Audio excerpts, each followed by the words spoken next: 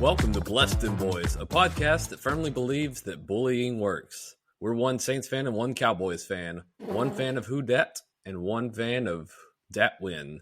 We're here to give weekly takes, game recaps, bad betting picks, game previews, and the occasional Seinfeld reference. Our patron Saint/Cowboy of the week is offensive guard Montre Holland. Montre Holland was born in Jefferson, Texas, with a defect in his right leg that required the doctors to break the bone and fuse his growth plates together in 7th grade. Accepted a scholarship from Florida State and was a backup guard as a redshirt freshman.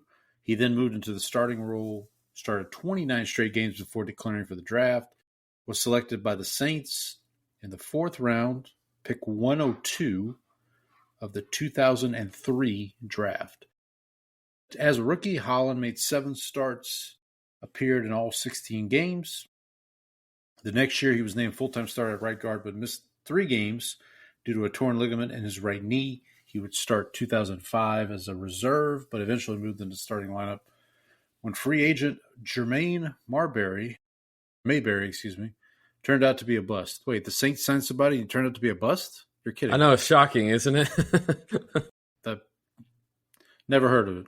2007, he would sign in free agency with the Denver Broncos and started all 16 games. In 2008, he reported at training camp out of shape, lost his starting position. He was traded late August to the Cowboys for a 5th-round pick to replace the injured Kyle Cozier. Cozier? I think it was like Cozier or Cozier. I can't remember exactly. Our apologies to Mr. Cozier or Cozier. Yeah. Holland started 7 games with this says started 7 games with 2 starts. I mean, played 7 games with 2 starts? Played 7 games with 2, appeared in 7 games with 2 starts. That's what I thought. I was like, wait.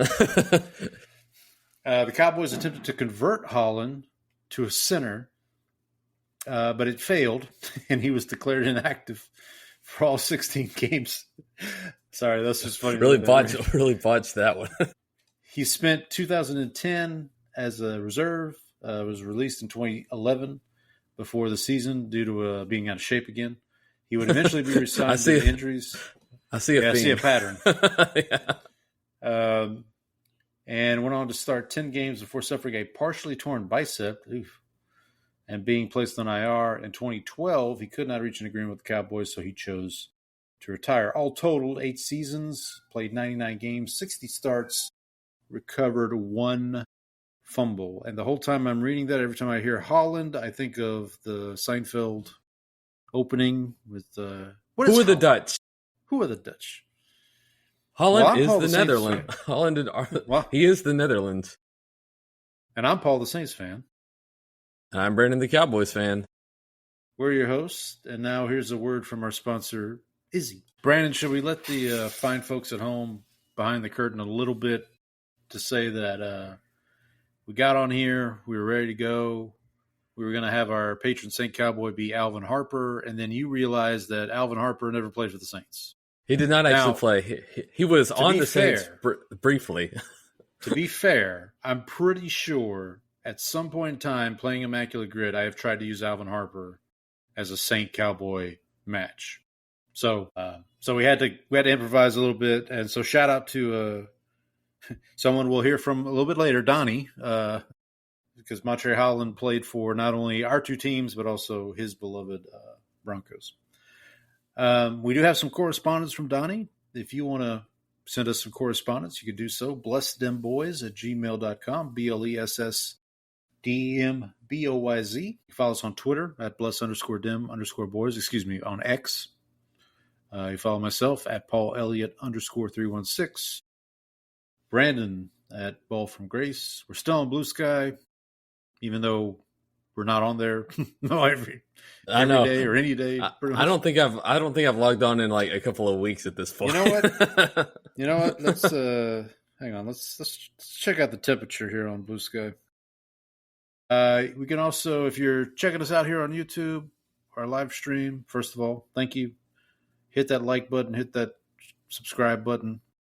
Leave us a rating and review. Leave us a comment. Have we gotten any new subscribers over the last No, week? I haven't been. This week I was bad because of work was so like terrible. Like I was just like not. I didn't have a chance to post. What I usually do is post. I'll like schedule our like little our clips, our like mini clips out for like the week, and I like just never. I got one of them up about you talking about La Cineaga or They're calling you. And yeah, I actually wanted to mention that because I used the term diegetic wrong. I said non-diegetic, and it actually was diegetic. So that's anathema. It's anathema. Yeah. It's so just put that on the list of offenses I've made. If you're not checking us out on YouTube, you can check the show out on Spotify and Apple. Again, leave a rating and review. We just passed a year, so thanks to everybody who's been along for the ride. We appreciate it. Tell your friends, tell your enemies, tell the bots. Tell the bots. I feel like I haven't seen a bot, seen very many bots lately. Is Elon? Is he clamping down on the bots? Maybe I know he must be. It's a shame. We need those people. We need their support. He's doing the Lord's work, I guess. I think all our Russian listeners are too busy with negotiating the war in Ukraine to an end. That's our problem. Well, shout out to them. I mean, everybody be safe out there. All right, we'll get to some football here in a minute. Maybe talk a couple other sports too. But before that, we here at Bless Them Boys pride ourselves on being able to discuss other things. All right, Brandon, what shenanigans you get up to non-football related this week? So we had friends over. So it was like I said, work's been like insane lately, and so haven't really gotten up too much. I'm still need to catch up, finish watching the season of the Leopard / El Gato Pardo. I need to get my fancy Pooh Bear meme back out. But this Saturday, we did have some friends over for dinner. So I cooked. I made some gnocchi. I made some fish. So speaking of talking about fish, I did make some like fish. It's like fried fish and potatoes, and then it's deep fried, battered and deep fried. So I made that. Go on. So you have my attention.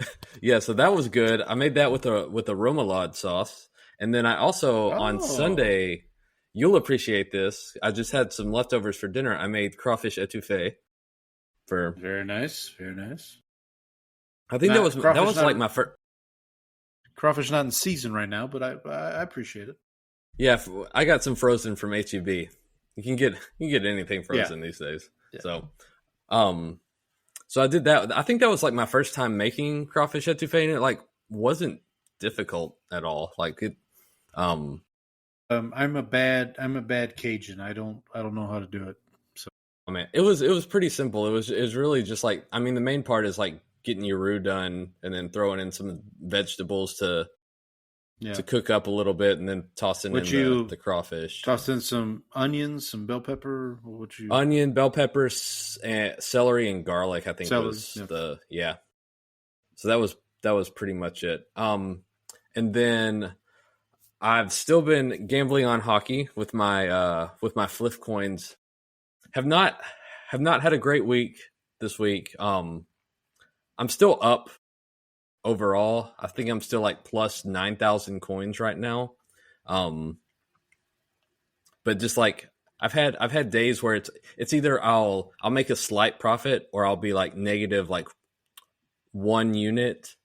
But what I also did discover is that, you know how you said you get 1,000 coins a day from Fliff?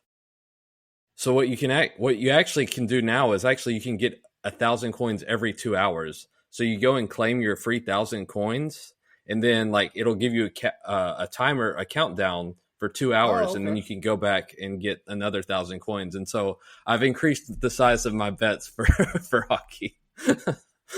I just got a $10 boost from Underdog today. I don't know if it was just a special they were running or something. I need to get back into Underdog. I haven't done that this year because I used to I would go in every week and make like a all touchdown parlay, and I haven't done that this year. I need to do that again at some point. So I think Underdog is now taking bets on spreads, at least. I think that's right. Because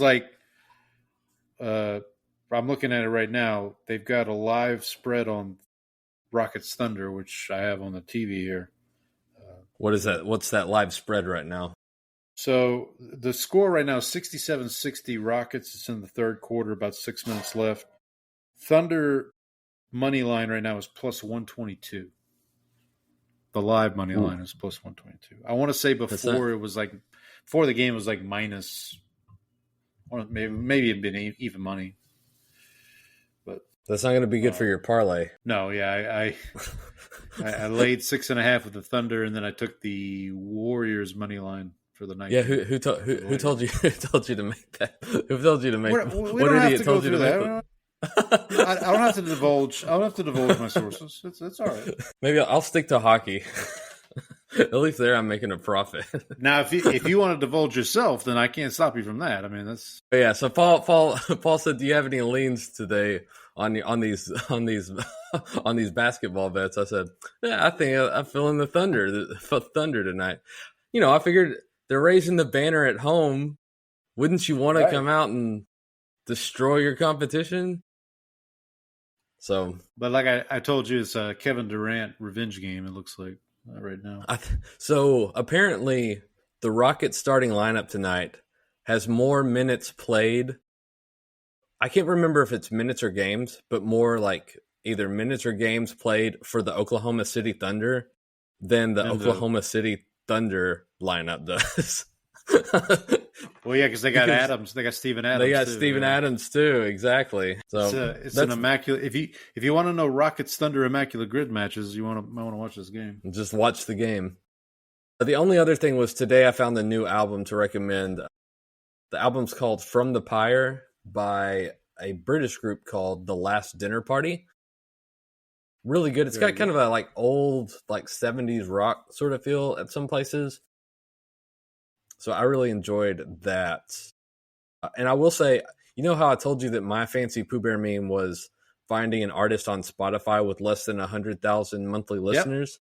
Yep. And then either last week or the week before, I talked about this new album from an artist called Prune, Prewn. So when I found them, they were at like 70,000 monthly listeners. I went back and checked today, and it is now 230,000. Wow! So your boy was in early.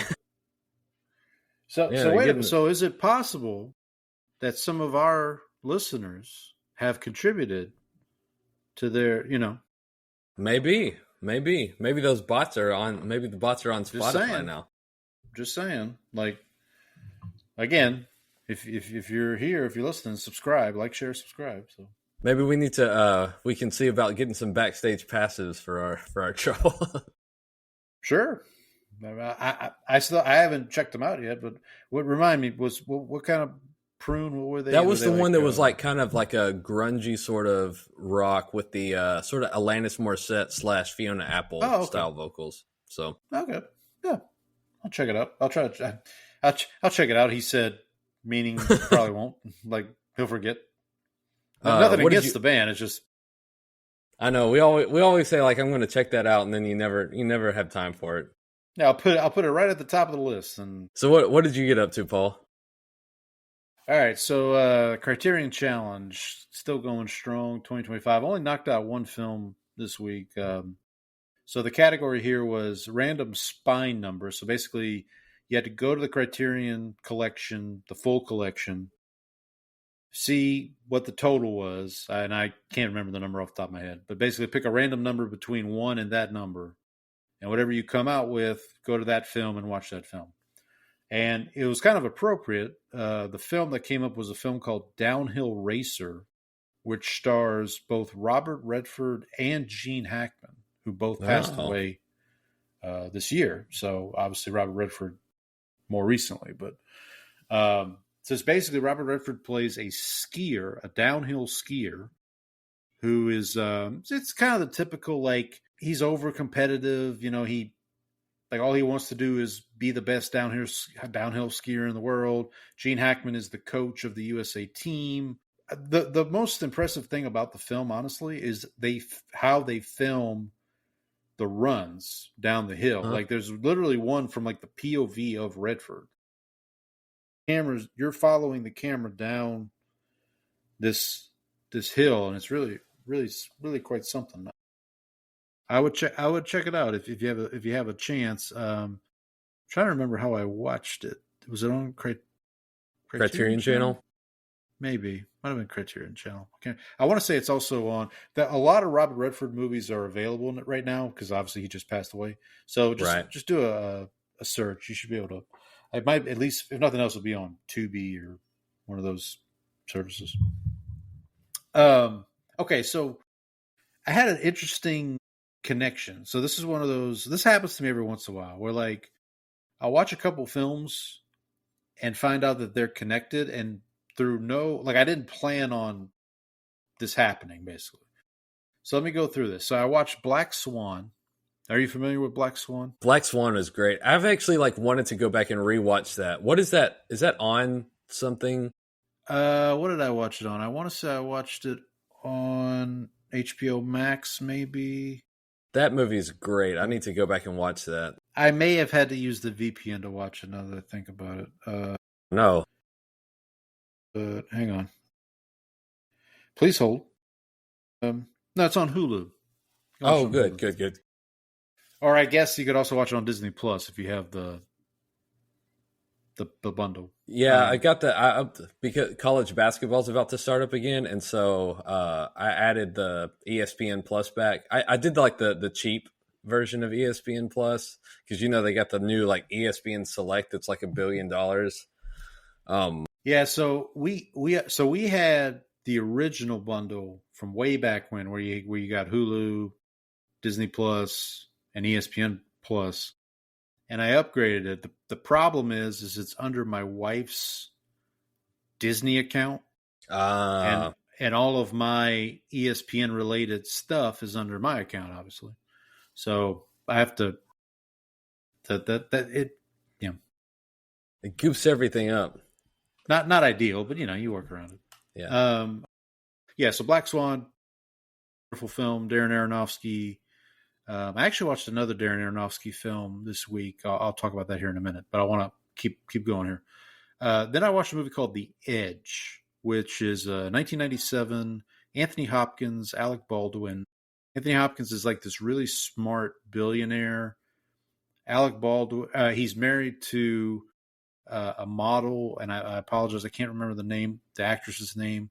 But anyway, so Alec Baldwin is like a photographer, and they go up to Alaska, somewhere in the mountainous area of the United States, might even have been Colorado.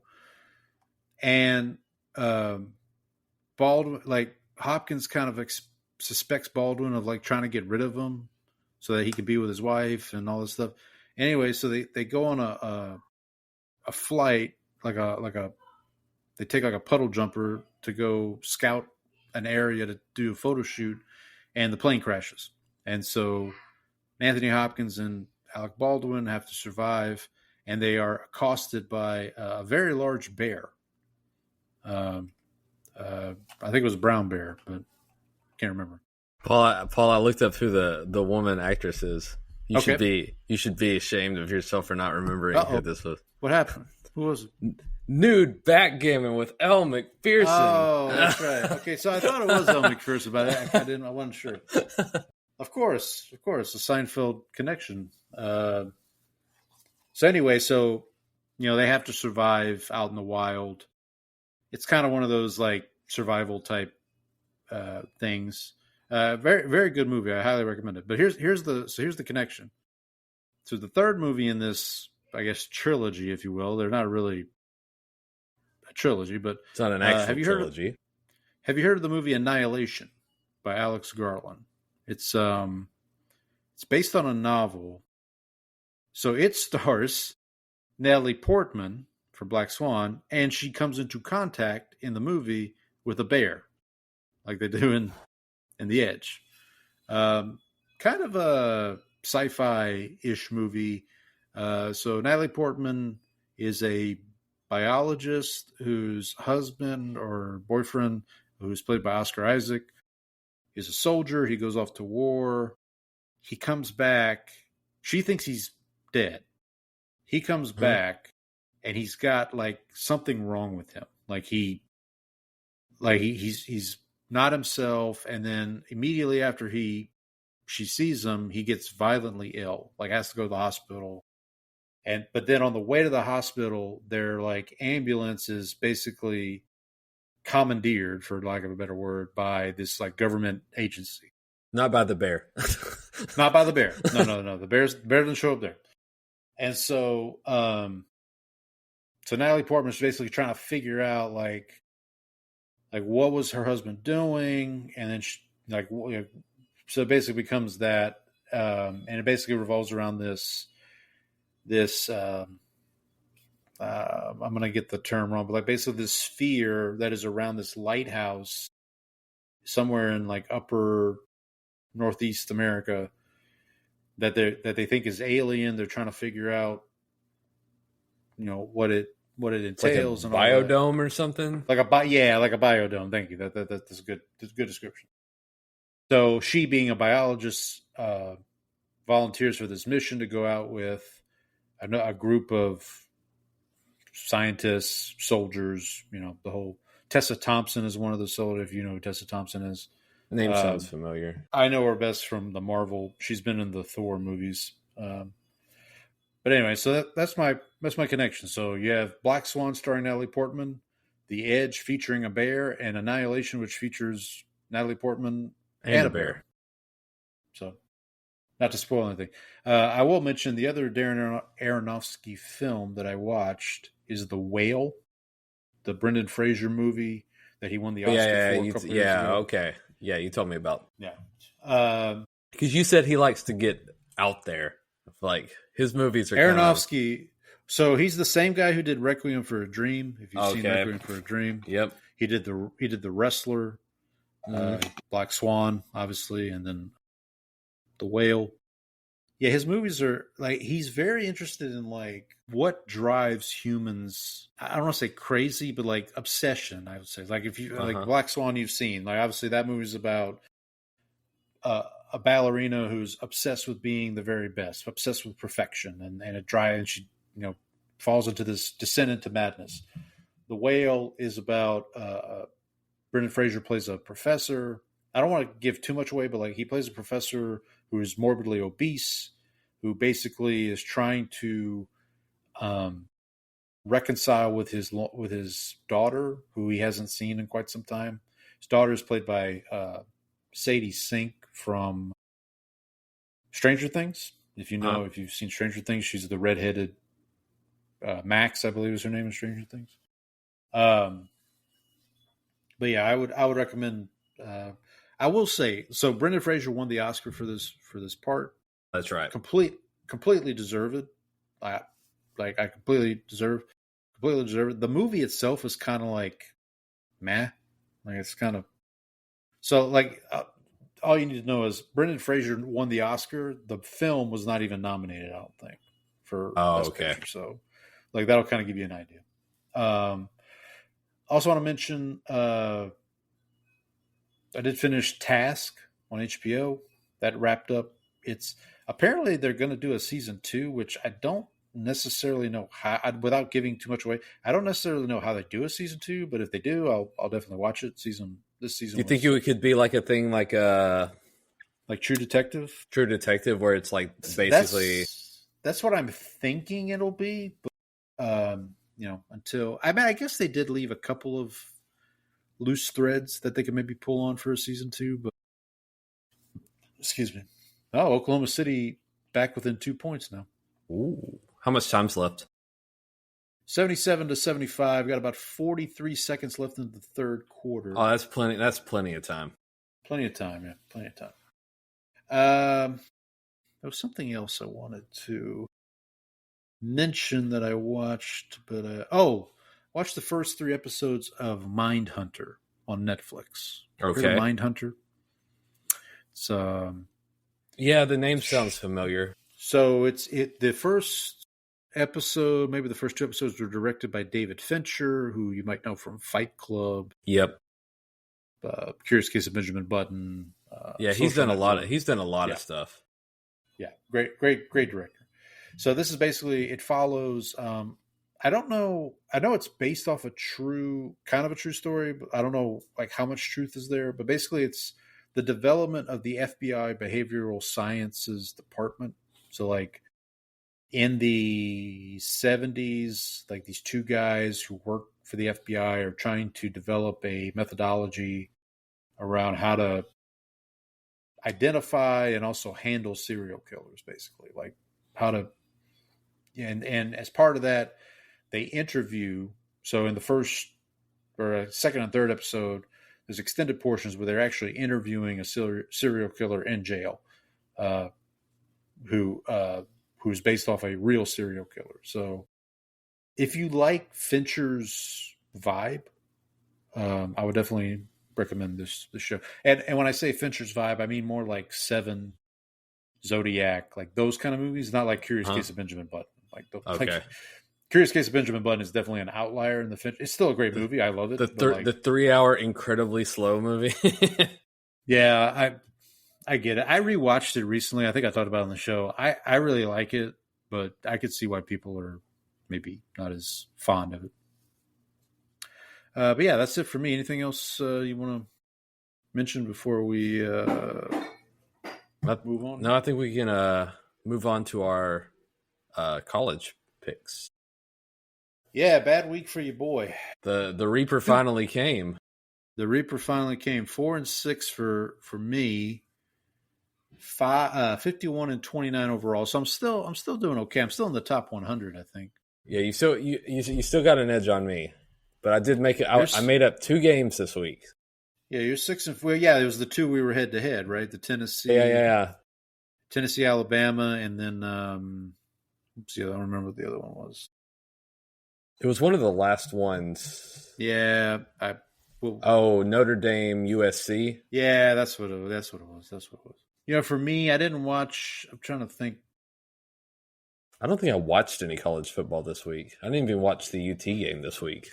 Thankfully, that was a disaster. I heard they squeaked it out. Yeah, squeaked out a win there against Kentucky. Well, apparently, I saw somebody posting from Georgia who was like a Georgia fan, and they're like you're not a true member of the SEC until you've sweated out a tough trip to Lexington, and they posted like some old Georgia scores where they like barely escaped, and so like I don't think it's like the easiest place to play for some reason. Well, I definitely recall years ago, we're talking like 20 years ago now, the Bluegrass Miracle for LSU when Kentucky thought they had the game won. They even dumped the bucket on, I don't remember who the coach was at the time, but then LSU throws pass, gets tipped, wide receiver just happens to be in the right place at the right time, catches it on the run, runs into the end zone, no time left, LSU wins.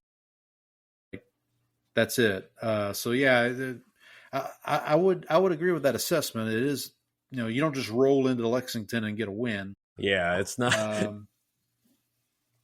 The one game I did have some interest in and I watched was LSU Vanderbilt.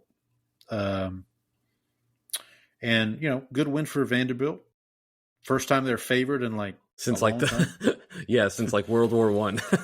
Yeah.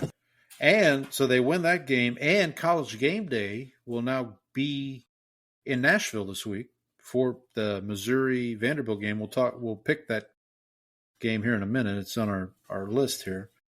So good for Vanderbilt, man, for them to, We should also point out that this is probably the beginning of if it wasn't already, this is the beginning of the end for Brian Kelly. Like, I don't see how much longer he's going to last after the season that they're having.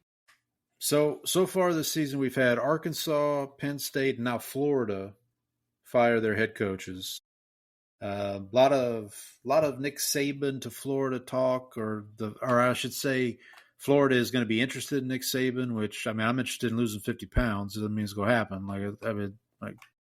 There's also a lot of talk about, I think Florida State is in kind of, it seems like Norvell is probably on his last, which former Memphis head coach. Former Memphis head coach.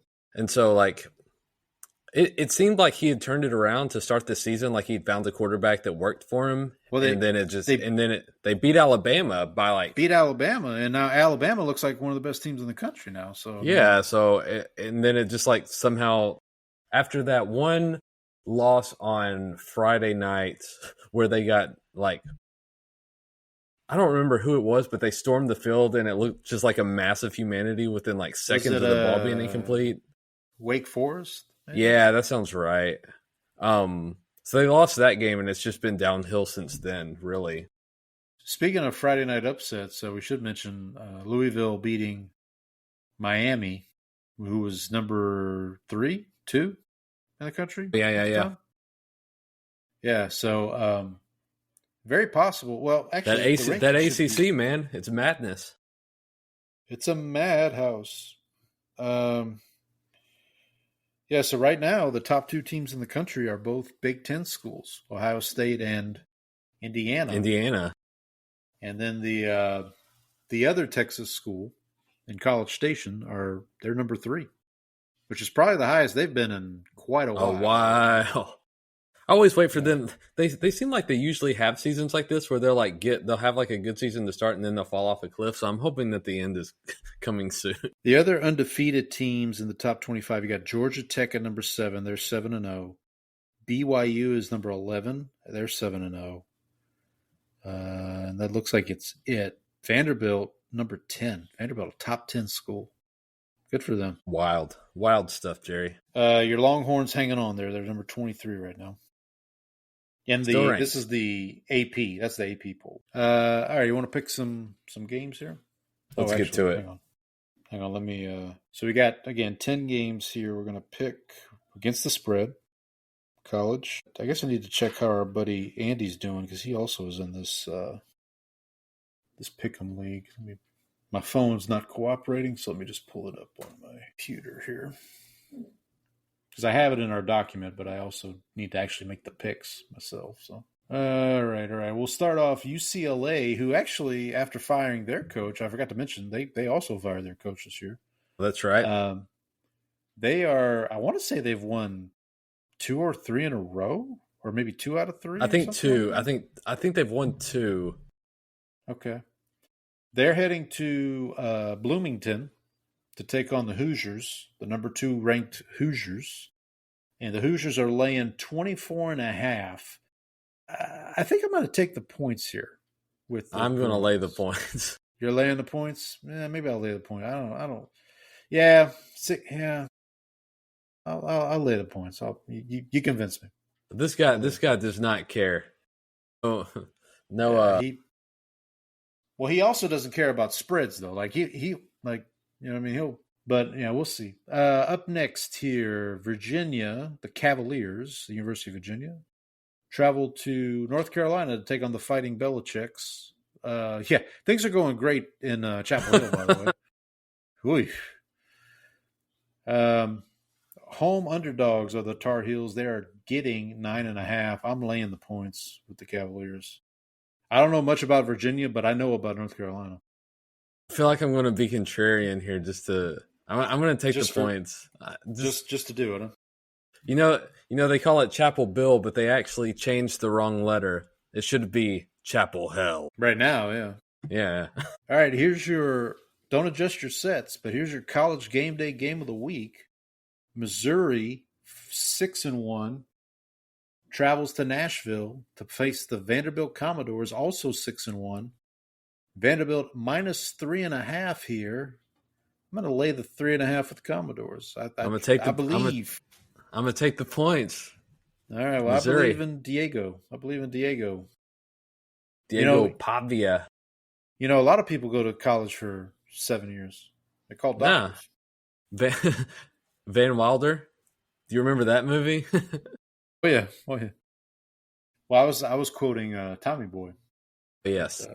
All right, up next, another SEC matchup here. The Crimson Tide of Alabama, which, by the way, I found out our buddy Donnie, he's a Crimson Tide fan. Really? I didn't realize. That's an odd combination. Yeah, it is. But I think his parents both went there. I think it's. Okay. Well, that makes sense. There is a connection then. I'll have to double check my sources there, but I think there is a connection there. But the Crimson Tide, number 4 in the country, they are traveling to South Carolina to take on the Gamecocks. They are laying, Alabama that is laying 13.5. I'm going to lay the points with the Crimson Tide. Same. All right, we finally agree on one. Up next, we got a Big 12 matchup. Oklahoma, another school that fired their coach, Oklahoma State, travels to Lubbock, take on the Texas Tech Red Raiders. Texas Tech coming off a loss to Arizona State. Trying to get the pieces back together. They're laying 38.5 points. That feels like a lot of points. It feels like Texas Tech needs to send the message, though, right? Yeah, I'll lay the points. I'm laying the points. Too bad. It's too bad. Gosh, Mike Gundy's not. Yeah, it's a shame he's not here because I could say I'm a man. Their favorite. I'm an underdog by 40. Yeah, right. You're an underdog by 40 is what you are. Yeah. All right. Up next, a classic ACC matchup. The Stanford Cardinal traveling to Miami. Miami coming off that loss that we talked about a minute ago. Miami is laying 30.5. Stanford, for the record, is 3-4. So I think I'm gonna lay the 30.5. I'm laying the points. I debated, but bad I think showing Stanford, from Carson Beck too in the Louisville game. What, he threw 4 interceptions and no touchdowns or something like that? It was like Georgia. It was like last year Georgia or Carson Beck. Yeah, it was. That was ugly. I did see a little bit of that game. I don't know. Yeah, it needs to bounce back here. All right, up next, a Big Ten matchup. Wisconsin, who has not scored a point in 2 weeks. They got shut out by Iowa and Ohio State. Traveling to Oregon to take on the Ducks. Ducks are laying 34.5. I mean, I'm going to lay the points. I mean, yeah, until Wisconsin scores. I don't know what the. I mean, I didn't watch a lot of the Iowa-Wisconsin game, but I watched it enough. I mean, like that offense just doesn't look good. I mean, getting shut out by Ohio State's no. Right. Yeah. Yeah. I mean, that's nothing to be ashamed of. But you know. All right, we got 2 more here. Another Big Ten matchup. We got Michigan, the Battle of Michigan here. Michigan Wolverines travel to East Lansing to take on the Michigan State Spartans. The Spartans are getting 14.5 points. Man, I don't know where the Spartans are 3-4. Wolverines are 5-2. I think I'm gonna take the points with Michigan State. Go blue. You're gonna go blue. Okay, that's fine. Your boy Jordan Lewis, former Cowboy. He's a Michigan alum. That is correct. So is Mozzie Smith, who. Oh, well, that's true. Yeah, forgot about that. Luke Schoonamaker. Yeah. I lied. We had 3 more left. Now we have 2 more left. SEC. We talked about it. Don't just waltz into Kentucky, get a win. Tennessee's going to waltz in. But are they going to cover? Is the question. Are they going to cover? They're going to lay 9.5. I'm laying the 9.5 with Tennessee against my better judgment. Tennessee coming off. Did they lose recently? Yeah, they just lost to Alabama, didn't they? Yeah, that's what it was. Because I took the point. That's right. Because I took the points there. And yeah. Yeah, well, I'm taking the points here. I'm taking Kentucky. The Wildcats, yeah. And then last but certainly not least, our local University of Houston Cougars, who are, by the way, 6-1 on the season. They're traveling out to Arizona to take on Arizona State, coming off that big win against Texas Tech. Sun Devils laying 8.5. I think I'm going to take the 8.5 with the Cougars. I am too. Yeah. Support the local. Got to support the team. I want to support the Cougars. Cougars. The Cougars, yeah. All right. Before we move on to the professional ranks, I'm going to take a brief time out here. Okay. You want to camp? I'll camp for you. Let me update you on some hockey scores. There you go. Yeah. See how your degenerative gambling habits going. All right, let's talk about the games that have finished for tonight. The New Jersey Devils traveled to Toronto and got a 5-2 win. I was on the Devils at plus 100 there. Oilers closed out the Senators 3-2 in Ottawa. I was on the Senators.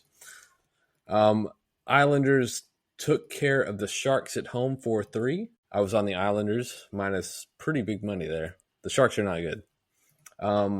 Penguins, who I was not on. The Canucks are the bane of my existence right now because I've lost every game I bet on or against them.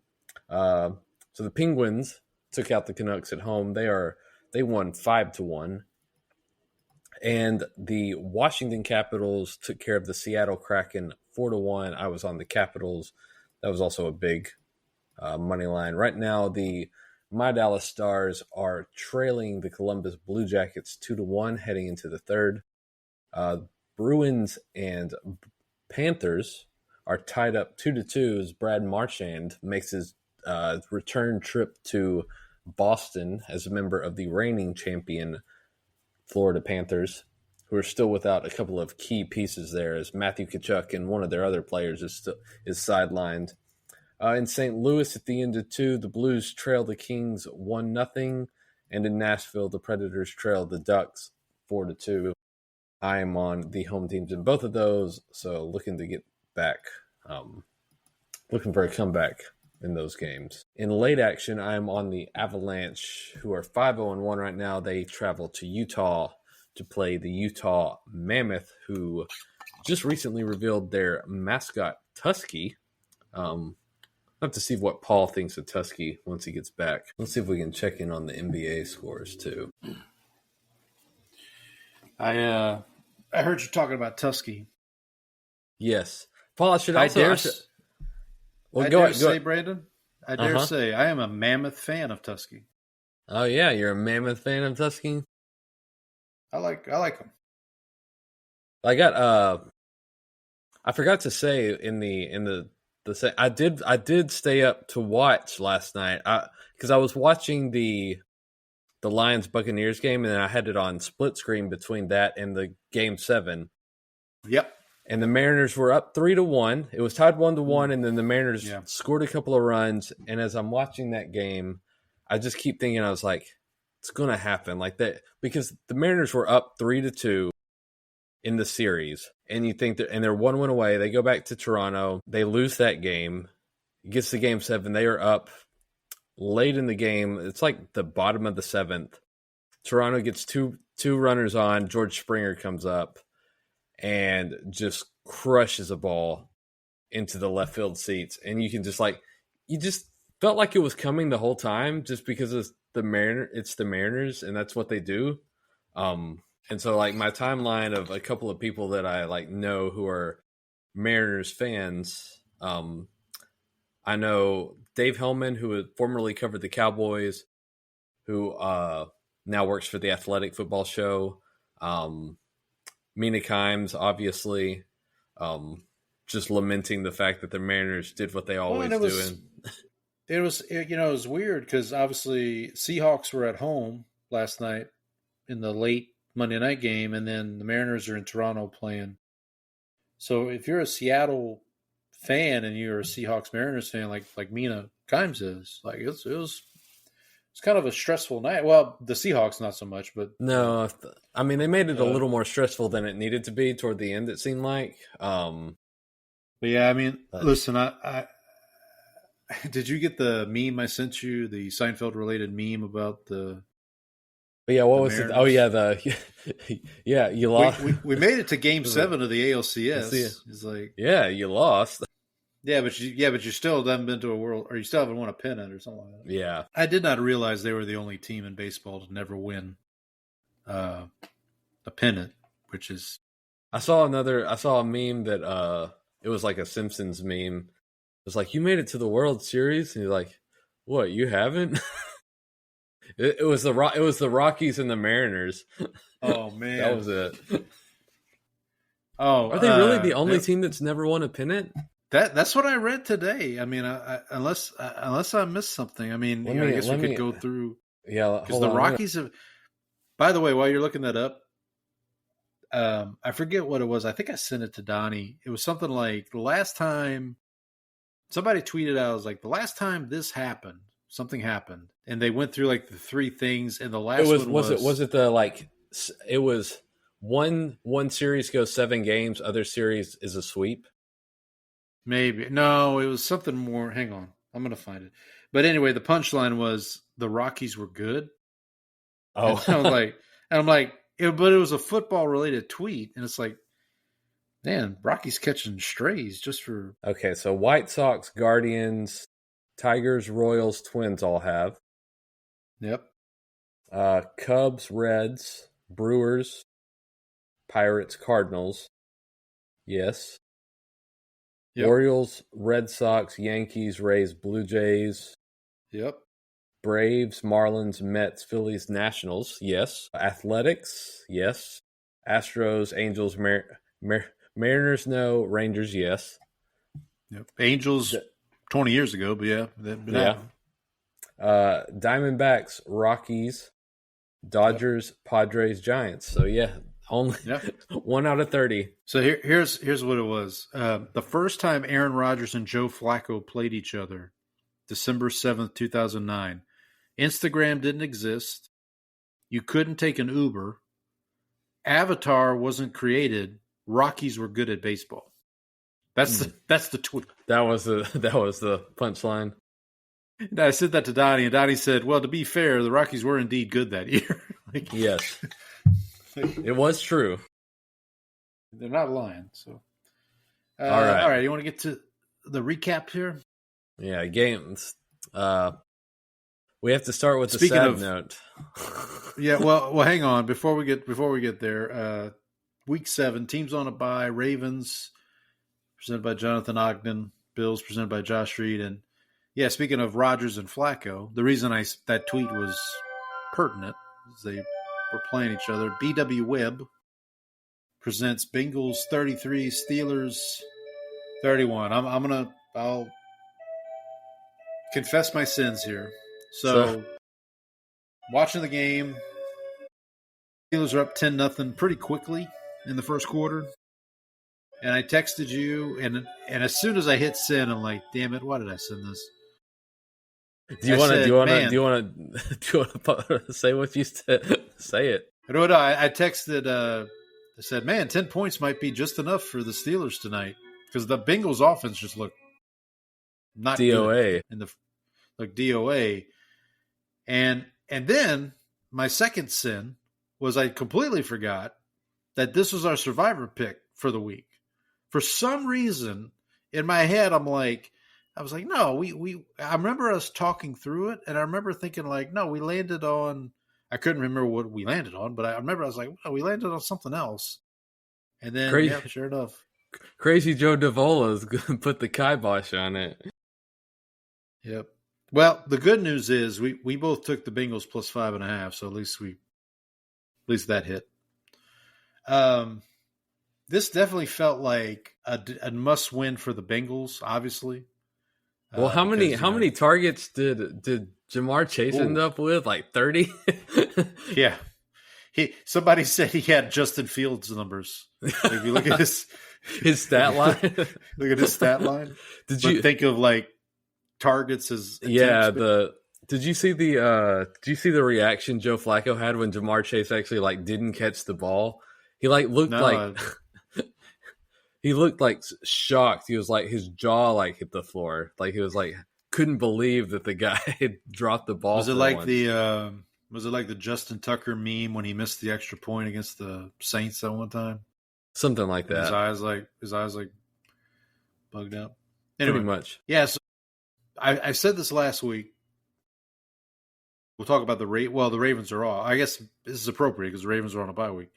I said the Ravens are still going to make the playoffs, and I think it's because the Steelers are subject to a game like this every once in a while, where like they got no business losing this game, and they lose it. And this is why someone said that Mike Tomlin sees Joe Flacco in his nightmares. You could tell because he was complaining about the Browns trading him within the division. Yeah, that's what I was going to say. Yeah, I was like, didn't he say something about like he was mad about it. Well, I forgot. One of my favorite, because I remember last year. I remember one of my upset picks early last year was like the Browns to beat the Steelers. And I said it was because Joe Flacco knows how to do one thing in his life, and that's beat the Pittsburgh Steelers. And I totally missed it here. I should have gone with that logic here. But I mean, the Steelers can still bounce back from this. I mean, it's still got a long ways to go. Is this the beginning of the end? Well, let's see. Who do the Steelers have coming up? I know the Packers. This week is the Packers. This is a big Rodgers. That would be the game's in Pittsburgh. I think if the game was in Green Bay, it'd be a little different. Right. From a distraction perspective. It's not like the Packers are like blowing everybody out right now anyway. So. Yeah, we'll talk about it. Here. Okay, so here's the Steelers' next couple games. So they're home for the Packers. They're home for the Colts. They go to LA to play the Chargers, come back home to play the Bengals again, go to Chicago, and then host the Bills. And that takes them through November. And then the first week of December, they play the Ravens for the first time. And this is what I mentioned last week. Ravens have not played the Steelers yet. So by the time we get to that first Ravens-Steelers game on December 7th, very possible that the Steelers have piled up some losses. I can go through the Ravens schedule real quick, but it's a little bit more doable. Host the Bears, at the Dolphins, at the Vikings, at the Browns, host the Jets, home Bengals, and then they got the home game against the Steelers. So it's very possible by the time we get to that December 7th game, Ravens-Steelers, that these teams are flip-flopped a little bit. So right. But hey, good win for the Bengals. Flacco, is Burrow expected back this season, or is he out for the rest of the season? There's a question. I think there's a question about like whether or not he can, just based on the injury, if he can make it back, like maybe in time for the playoffs if they make it, or like the last couple of games, which like by the time they get there, they might be so far out of it that you don't like want to rush him back. Yeah. So I think it's a possibility, but I also think that like the timetable they gave was like mid-December, and also that's like kind of best case scenario. So like it's. Let me ask this question: if they're out of it, and they just say, "Okay, Joe, we're just going to shut you down for the rest of the season," what's Zach Taylor's employment status at the end of the season? I feel like it's getting pretty tenuous right now. I mean, not that the front office has done much to give him an offensive line to protect his star quarterback, but that's true. I mean, but here's the thing. I think this is a situation where if they have someone in their holster, like if they have a coach that they think they can get, or are pretty sure that they can get, and they feel like will be a demonstrative upgrade over, almost said Jay Gruden. I don't know where that came from. Over Zach Taylor, then they'll pull the trigger, I think. But I don't know who that is. Like who are you going to get? Like Belichick? Like, are you going to get Belichick? Are you going to get like? You know, Brian Callahan is available. You know, it'd be hilarious is if they hired Ed Orgeron. Oh, there we go. Oh, I like this idea. I like this idea. All right. Here's another idea I like. Early morning, Sunday morning football. Kai Forbath presents Rams 35, Jaguars 7. Another jinx, I guess, that worked on my part. We both took Jags plus 2.5, but what the hell happened here? Like, did Jacksonville just like I think part of it was like the Jaguars couldn't get into the end zone. They had a bunch of drops. Like Brian Thomas Jr. like just won't catch the ball. It was also like a wet game, and so I think that was part of it. But it just seems like the Jags are still doing Jags things pretty regularly. Like, and then I think the Rams have been not very good in the red zone to this point, and then in this game they were like 5 for 5 or whatever. So it just seemed like the Rams were good, where those like small edges just got like multiplied by a bunch because the Jags couldn't get into the end zone and couldn't convert and had a bunch of mistakes, and then the Rams were actually were in those sort of like coin flip things were actually perfect this time, and so it just ended up turning into a blowout. Heard Rich Eisen say something interesting about Matthew Stafford. He is of the opinion that if Matthew Stafford continues on the trajectory he is for this season, I think he's leading the NFL in passing yards right now, leading in touchdown passes. I think he has 17 touchdown passes on that. He thinks this is the season that's going to cement Stafford as a Hall of Famer. If he keeps this, even if the Rams don't win a Super, because think about it, he's already got a Super Bowl. At this point, he's kind of in where Breeze was at the end of his career, where it's just like you just know he's going to be good every year. I don't think he's at Breeze's level. Don't get me wrong. I'm not going to say he's at the Breeze level, but now he's just kind of accumulating stats and accumulating these great offensive seasons. So I don't know. What do you think? You think well, let me ask you this. Did you think he was a Hall of Famer before? I thought he was probably a Hall of Famer before. Okay. But I do think him adding just more counting stats is probably helpful to him at this point. Does better case for the Hall of Fame, Matthew Stafford or Eli Manning? Definitely Stafford. Okay, that's what I thought. I love asking you about Eli Manning, who made the playoffs 2 times. Well, he won a Super Bowl. He's 2 for 2. So I mean, what are you gonna do with the Jags? So you're not worried? Are you concerned about your? So I think I don't think the Jags are going to win the South at this point.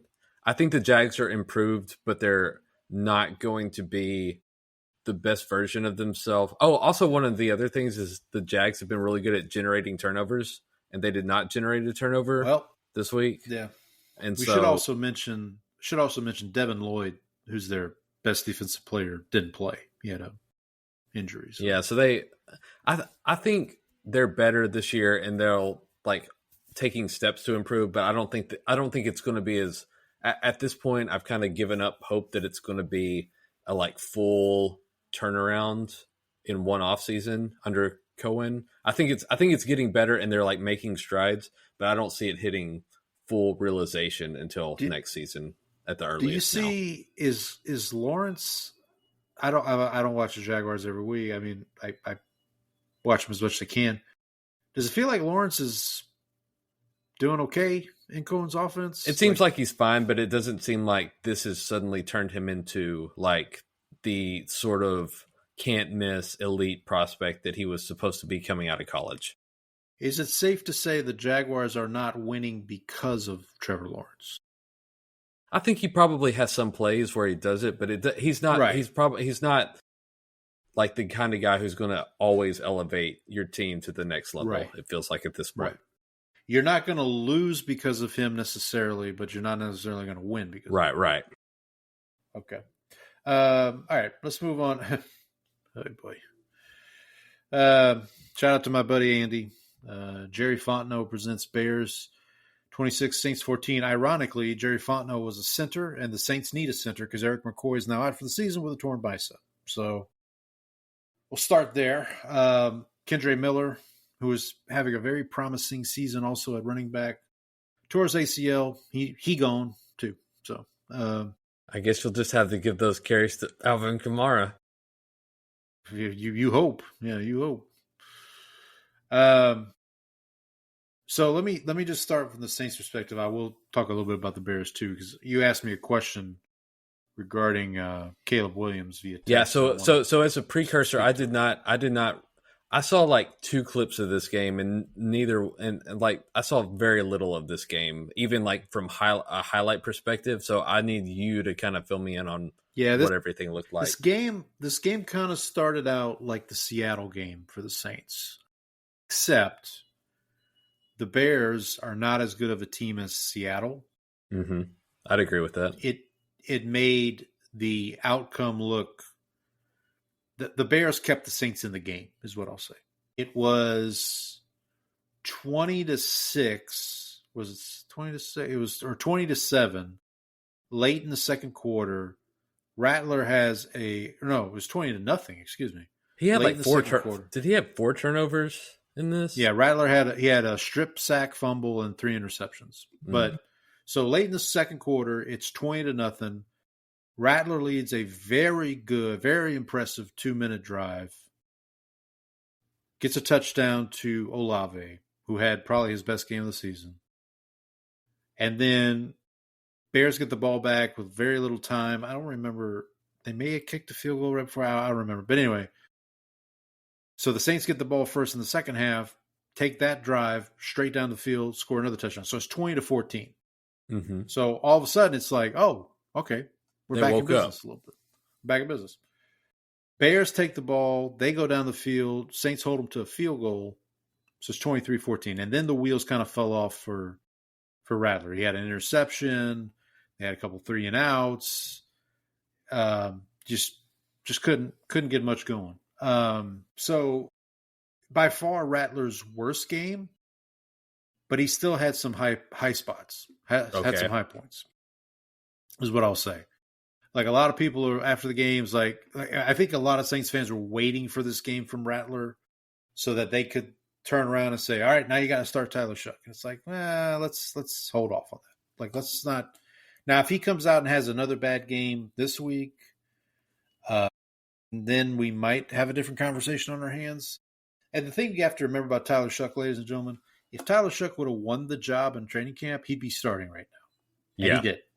So, yeah, is what it is. The Saints defense kind of kept him in the game a little. Well, I say that. I'm not impressed with Caleb Williams at all. Okay. I think the best part of the Bears offense was DeAndre Swift. They're running. Okay. They kind of have now I should point out the Saints rush defense is not great. So let me admit that off top. But it was DeAndre Swift and Kyle Mungani from, I think he's the running back from Rutgers that came out a couple of years ago. Manungai or something like that. Manungai. Thank you. That's it. Manungai. They had kind of a thunder and lightning type going on in this game. I've heard good things about him, mostly from fantasy football podcasts. Right. Caleb just like he was under pressure a lot. Like he was and to his credit, he was, evading and doing all this but I wasn't like blown away by what I saw from him. I still think he's got some room to go. I know Ben Johnson, I want to say after the game, kind of described his offense as like kind of use this roller coaster roller coaster right now. I know they're hoping that they can get. It seems like they've won. It seems like it's it's been very uneven this year. Like it's kind of like it. Now I will say, so the little bit I've seen of Caleb Williams this year has come in from like 2 games, which is the Monday night game against Chicago where they like completely or against Minnesota where they completely melted down in the second half, and then the other game was against the Cowboys, which was like you can't really take any judgment. You can't really judge anything from that performance because we also made Russell Wilson look like a I'm interested to see. So look. Your record is what it is. The Bears have won 4 in a row. This was a Dennis Allen revenge game. I'll also mention that. He got the game ball after the game. He made a speech to the team about sometimes you're not good enough for some place, but that's okay. I like being here. And Dennis, let me tell you, you were not good enough for nowhere else.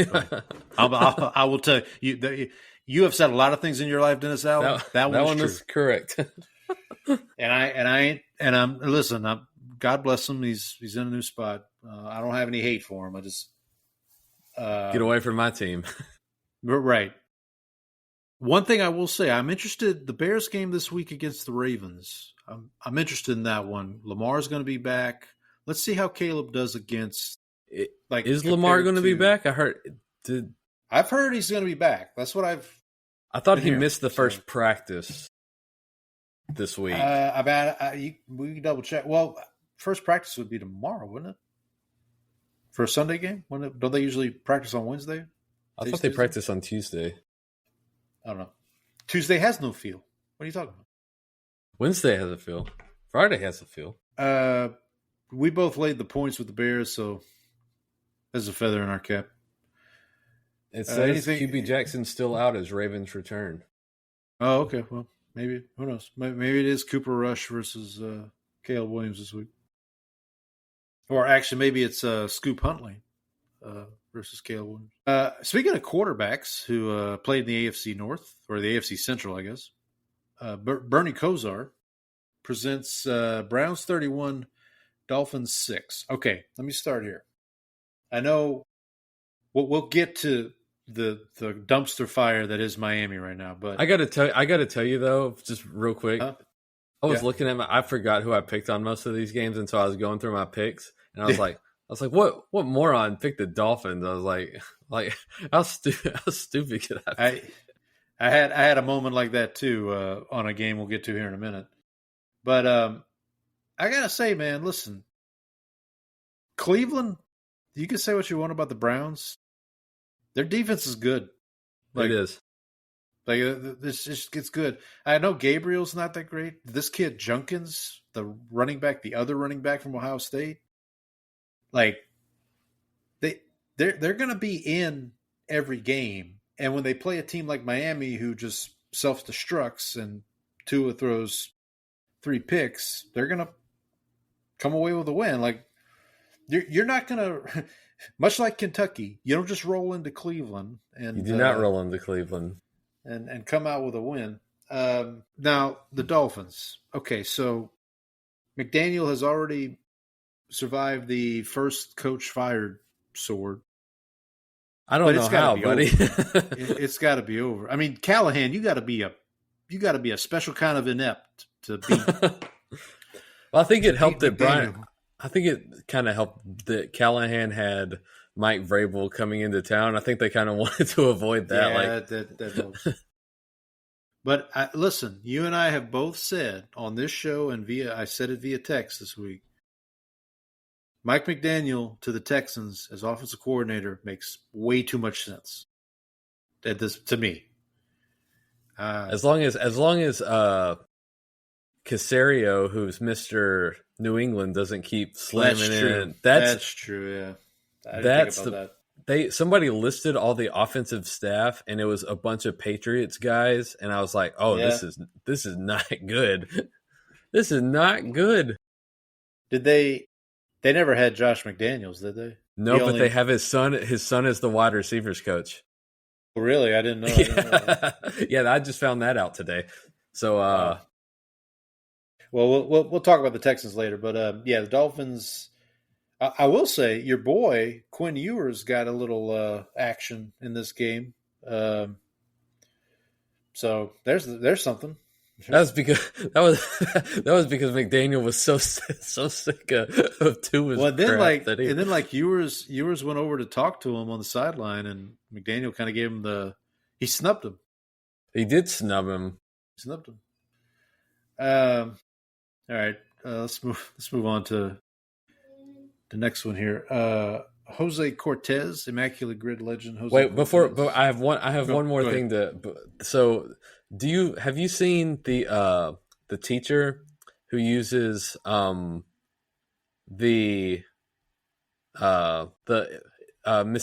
Crippen has how many yards does Tua need per game to get to 4,000 for the season? Boy. So she has it. She has it each week, and then she'll post the scores on her whiteboard, and then she posted a picture today, and she's it's LLLLL on the board next to her, and she looks incredibly depressed. And so she said, I gotta tell you, go ahead. I'm gonna send you the tweet so you can see it. But I like that she's like using, football to like teach kids math and stuff. Yeah, of course. And so I quote tweeted it, and I said, "Poor Mrs. Crippen, her hopes are now slipping straight down that terrible drain because Mr. Tua went out and threw a few hundred picks in the rain." By the way, Mrs. Crippen, if you want to come on the show, please, by all means. I should reach out and see if she wants to come talk about the Dolphins. So when I was teaching another lifetime ago, I actually used – so at one point, the Saints had won like 11 opening coin tosses in a row. Uh-huh.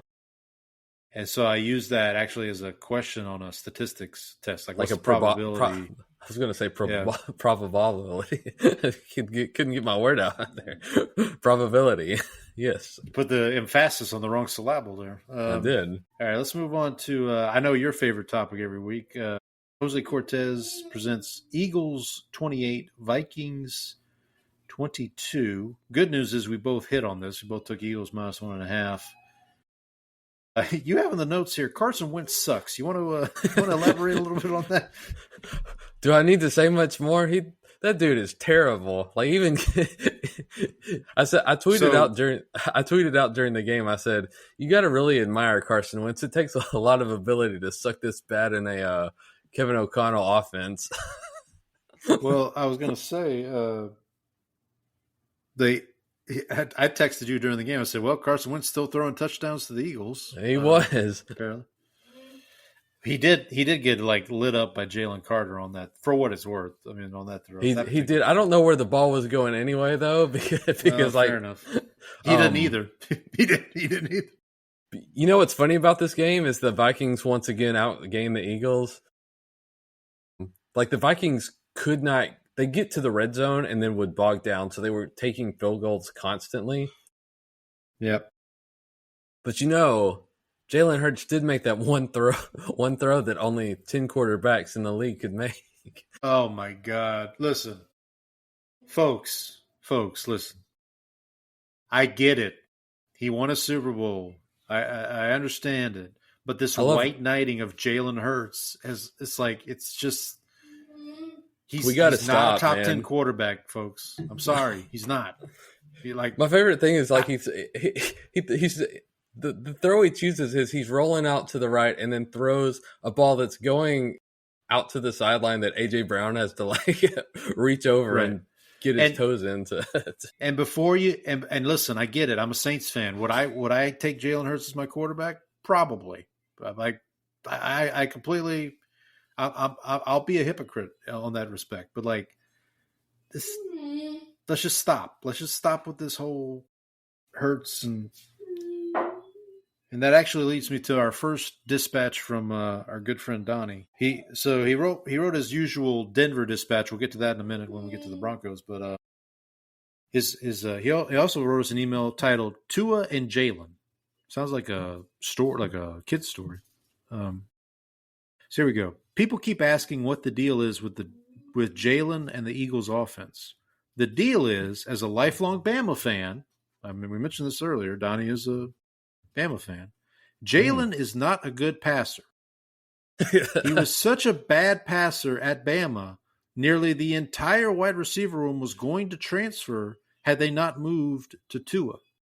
He had no anticipation, couldn't make reads. It was literally make one read and run type deal. I think you've said I've pointed out that it has not gotten any better. He has improved. This is Donnie talking. He has improved, but still he doesn't have that elite anticipation to rip a 15-yard curl route. He has gotten much better at the deep balls, but intermediate stuff is a problem.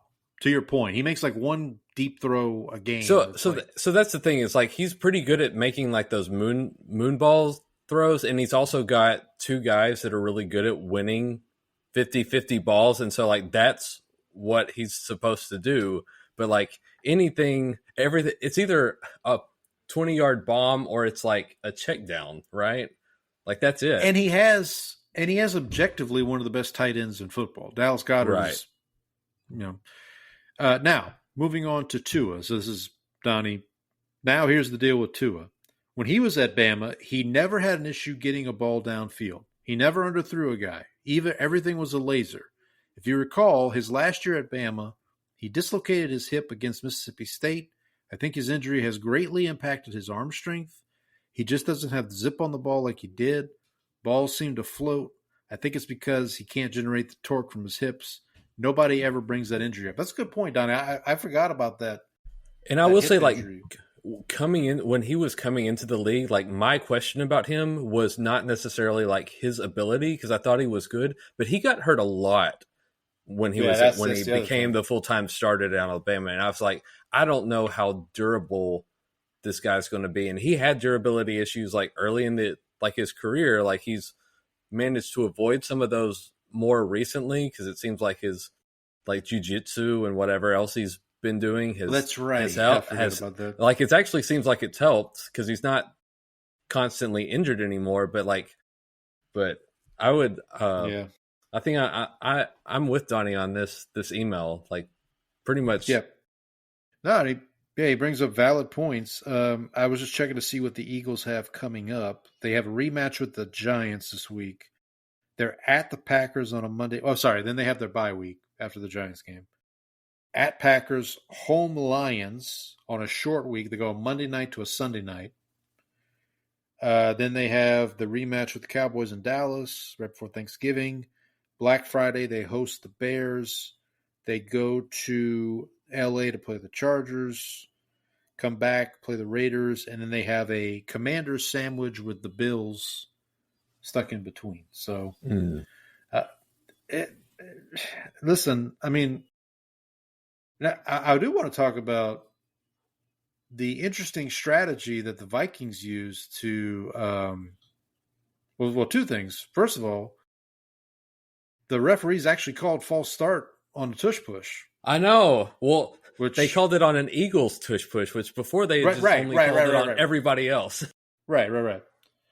And then I also want to mention the interesting strategy the Vikings used to curtail the Tush Push. Well, they had the defensive lineman, I forget which one it was, but he just basically laid down. Was he horizontal or was he like at an angle? I can't remember. It looked like he was like on his side. So I don't know. Are you don't watch much soccer, right? I do not. Okay. Yeah, I don't. Yeah. Okay, so there's like a play called a free kick where players like you have a free kick and then the defense can line up. Like I think there's you have to be 10 yards away. Right. They form a wall. But then a lot of times, so what players would do sometimes is like a lot of times the players on the wall would all jump up as the guy's kicking the ball. And so what people started doing then was instead of trying to get it over the wall is like would go under. And so they started having players lie down behind the wall so that if you tried to go under, there was that guy lying with his back to you. So there's you'd hit him in the back. Yeah. Yeah. So you'd have additional coverage so that the wall could jump, but then you also had a guy laying down so you couldn't take that underneath route. So that's what that reminded me of. It makes sense.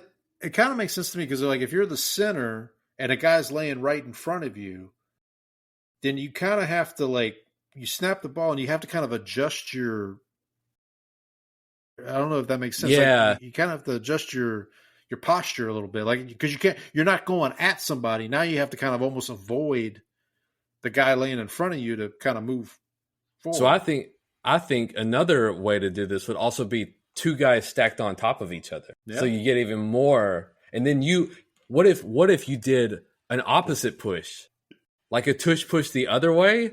So you line up guys and then you start shoving your defensive line that way. Like what if we did that? What if we did that? Now you're cooking. I need to let me get on the phone with Brian Flores right now. I think we got something, Paul. We're cooking with gas. Flores, they already played him, so they don't get on the phone with whoever the Giants. How about Eberflus? And get on the phone with him right now. Well, he listened to you. We'll talk about that. That's right. He listened to you, but before we get to that, let's move move on here. I will say for the Vikings, so you say Carson Wentz sucks. So my question is, how bad is J.J. McCarthy? I think they're just trying to take it slow with him and not like rush him back. Okay. Because this feels like a soft benching at this point. Like he might still be hurt. Don't get me wrong, but like if it goes on for like, because he's not playing Thursday either. They said Carson Wentz is starting Thursday. They've already announced. Yeah, Wentz is starting Thursday. I think if he doesn't start the week after, then I start to worry because they've already had their bye week, right? Yeah, they were coming off a bye for this game. Oh, because of the London thing. Right. All right, moving on here. Bucky Brooks presents Chiefs 31, Raiders nothing. I think they're both of these teams are back, but in completely different ways.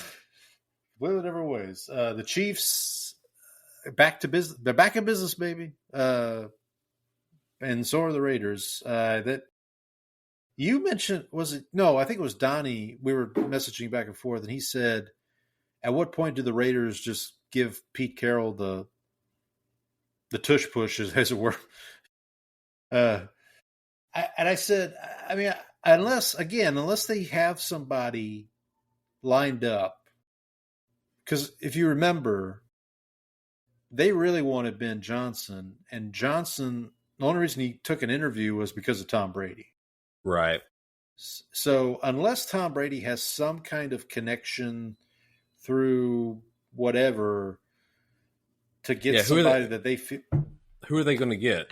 That's what I don't know. Like who? I mean, at this point, I mean, you're kind of, and I don't think Pete Carroll's a bad coach. I think he's just, it's to this point. Again, who do you think is the hot, sexy coordinator? That's like, I mean, Joe Brady's the one that always comes up. The Bills offensive coordinator.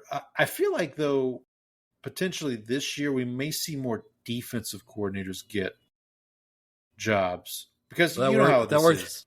That worked out really well for the Jets. Well, but you know how this is. There's like a cycle, right? Like you have a run on offensive coordinators get jobs, and then it's like it's. But yeah, to answer your question, I think Joe Brady's the hot name. We also saw, like last year, we saw guys like Todd Monken get mentioned. A defensive guy was Anthony Weaver, who's with the Dolphins. He interviewed with the Saints. I haven't really looked too hard. Joe Brady is just the easy name. I mean, Kingsbury with the Commanders, like yeah, maybe. Although he's not going to be as hot as he was last year if their offense keeps going the way it's going right now. He turned down an interview with the Saints, which I don't blame him, but I mean, so for the Chiefs, in all seriousness, I have one thing to say on this game, which is outside of like the fact that the Raiders suck. I don't understand. So the Chiefs use that like fake like this never worked. Why are you burning that play in a game against the Raiders when you're up by 20? I've heard this take. Yeah, I've heard this take. So there were two plays they burned useless or needlessly against the Raiders. That was one, and then I didn't see this, but apparently there was like a goal line play where they did like a reverse, like end around or some kind of crazy thing that people were like, why aren't you saving that for the playoffs or for But I don't know. Who am I to second guess Andy Reid? Yeah, he probably deserves the benefit of a doubt, right?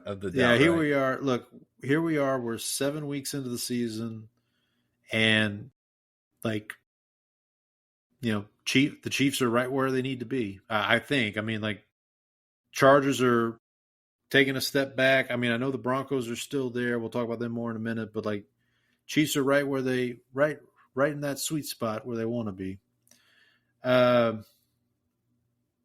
Two teams, not necessarily. Well, I say that. Speaking of bad teams, not that Lamar Jackson presents Panthers 13, Jets 6. So I'm not speaking of the Panthers when I say bad team. So don't save your tweets, Panthers fans. But the Jets are bad, buddy. There's no two ways around it. Like they went to Tyrod Taylor at one point. So we had 2 quarterback changes in this game.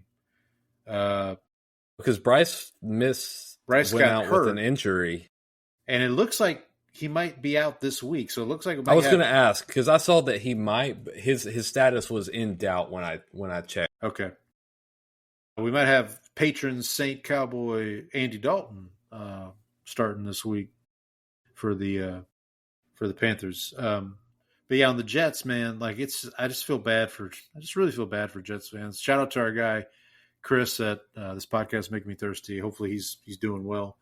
Hopefully he's staying safe. Oh yeah, hopefully he's staying sane. Watching this.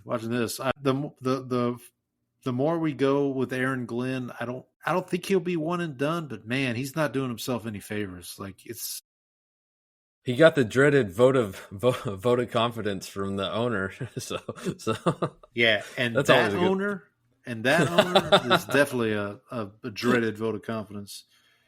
By the way, real quick update: Houston and Oklahoma City are about to go to second overtime. I just saw that it's so my 6.5. I'm still got a alive. chance. Still got a chance. Well, it's funny because the Warriors are like up 8 already on the Lakers. So yeah, they just had something come across the screen say you can watch Warriors Lakers on Peacock if you want to, because I'm watching it on NBC myself. But yeah, so Panthers. So I think you and I were going back and forth like, are the Panthers actually good? And I'm like, I mean, they beat the Jets 13-6. Like, let's not get carried away here. I will say. I texted you this. I started Rico Dowdle in fantasy, not realizing Chuba Hubbard was back, and so it didn't turn out terribly for you though. He got no. I mean, it wasn't like the last 2 weeks for Rico, but he wasn't the reason I lost my my fantasy game this week. We'll talk about that here in a minute when we get to your game. But yeah, look, I think the Panthers are at least feisty. We know they play better at home than they do on the road. They do have 2 games coming up against the Packers and the Bills. So we'll see how they hold up against that kind of competition. Of course, we know the Packers, we'll talk about them here in a little bit, they tend to play down to competition. So, and the games in Carolina this week. So like two elements there. I think it's Packers Panthers this week, or is it Packers? It might be Bills Panthers this week and Packers Panthers next week. I don't remember. Anyway, we'll get to all that to later. say. I will say, with Tampa losing on Monday night, the Panthers are only a game back of the NFC South, so that's something. It's up for grabs. It's not nothing. All right, last early game here. Algie Crumpler presents Patriots 31. Titans 13. So 2 games you were talking about. You can't remember what picks you made. For me, one was I completely forgot I picked the Raiders. I took the points with the Raiders. Oof. And I literally was like, no. I know I picked the Chiefs. I know I did. But nope. Can't find any evidence of it. So took my L there. And then this one, I kind of thought the Titans would get a boost with like the new head coach thing, and the dead cat bounce basically. Yeah, it's like, but man, this Drake May kid, buddy, we got to play the drop. If you got it ready, I don't even like Drake. Drake is good. Top 10 quarterback in the NFL, buddy, right now. He's really good. And yes, I put him above Jalen Hurts for what it's worth. Like. I don't know if he can make that throw that throw to the side. Listen, Patriots fans, man, they have it so rough. They had 20 years of Brady, then they had to suffer through a couple seasons of the Mac Jones era. The Mac Jones era, and now they're back at it with Drake May. Obviously, this is a big game for Mike Vrabel, revenge game for him. So they took care of business. Titans, just draft season for the Titans. It is for the Saints too, so I Well, I will say that there are some people who've like on Tennessee. I will say Tennessee/Memphis Twitter who have already are we sure that Cam Ward is really the answer over here? Like he's not surrounded by incompetence everywhere. Did we talk about potential coaches for them last week? I think we did. I think you and I talked about the McCarthy possibility. Yeah, we did. I mentioned we talked about Joe Brady. What about, I don't know. I don't know if Kingsbury would be the answer for them. I really think they would benefit more from maybe a defensive coach who's got can instill a culture there, and just have a really good offensive coordinator. Like, I think you just need somebody who's competent, really, like somebody, right? And that's kind of why I like the McCarthy hire a little bit. Yeah, it's just because like he's going to get people to play. Like he's going to he gives you a good floor, which I think right now is all you need for this. Like you want to put your number 1 overall pick into a good situation, and he like at least would provide that sort of situation, I believe. I think they need ideally they'd have a situation like they have in Washington, which is like Dan Quinn and Kingsbury. Not necessarily that combination, obviously, but like some combination like that where right. But we'll see what happens. I'm gonna let you take the first game of the late window here. I'm just gonna run and grab a charger real quick. So, all right. So Dante Fowler, who is there and back again, presents Cowboys 44, Commanders 22. This one started out Cowboys up pretty quickly. Then Washington got back with a safety and then a touchdown drive off of that.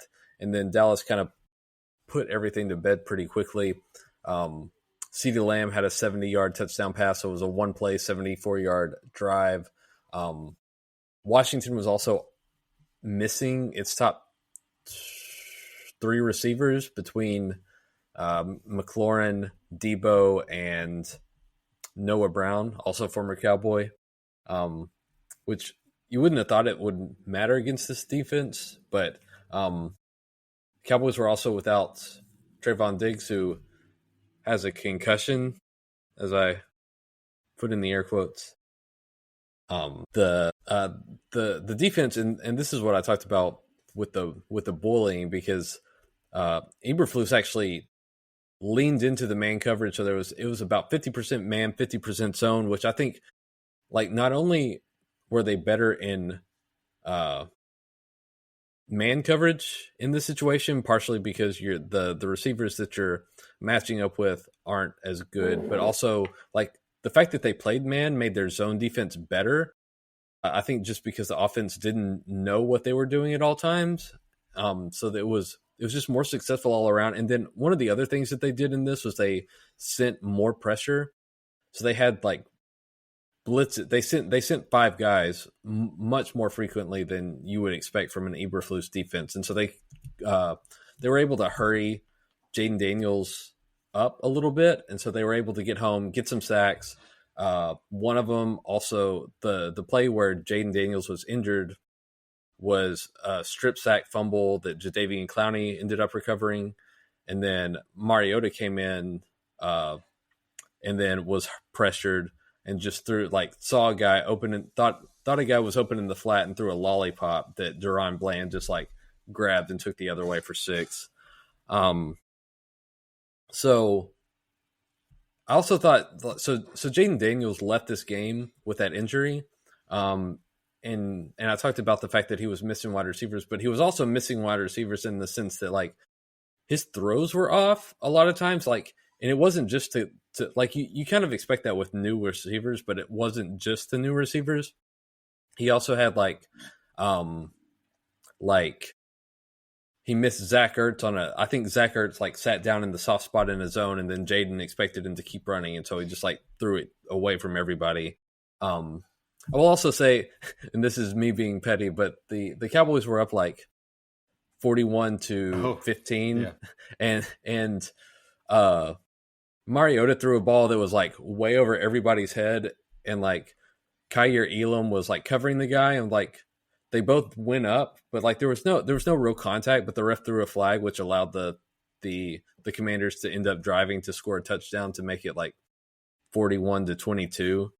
And so like this game actually wasn't even this close, but the crazy thing about this was like also you'll appreciate this, but George Pickens was just like roasting Marshawn Lattimore, and like so Pickens was mic'd up and he was just giving him they posted the video and he was just like talking the whole time to him, and Marcus Lattimore was like, you saw him on the sideline at the end, was like he just had his like head in his hands, it's just like looked irate. Like this looked like a old school Mike Evans battle, except this time Pickens just roasted the guy.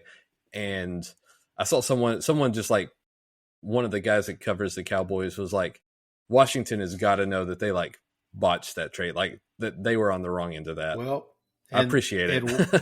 What makes it better for the Saints too is one of the picks they got from that trade turned into Quincy Riley, who's a corner from Louisville, who actually had an interception against the Bears this past week, and he looks promising. That's one thing I wanted to mention about, not to go back to the Saints game, but a lot of their contributing players right now are young players. Like, it's not like they're relying on guys like Marshawn Lattimore, for example, to like keep them afloat. Like they're if they're failing with young players as opposed to failing with old players. Right. That makes sense. Like, and I think a good counterpoint to that is this Washington team, which I like in the offseason was sort of questioning the process of like you've got a young quarterback on a rookie contract, and I mean you want to go add veterans around him, but what they've done basically is like our veterans are all on the wrong side of 30, and like you're seeing now like they're having to deal with injuries.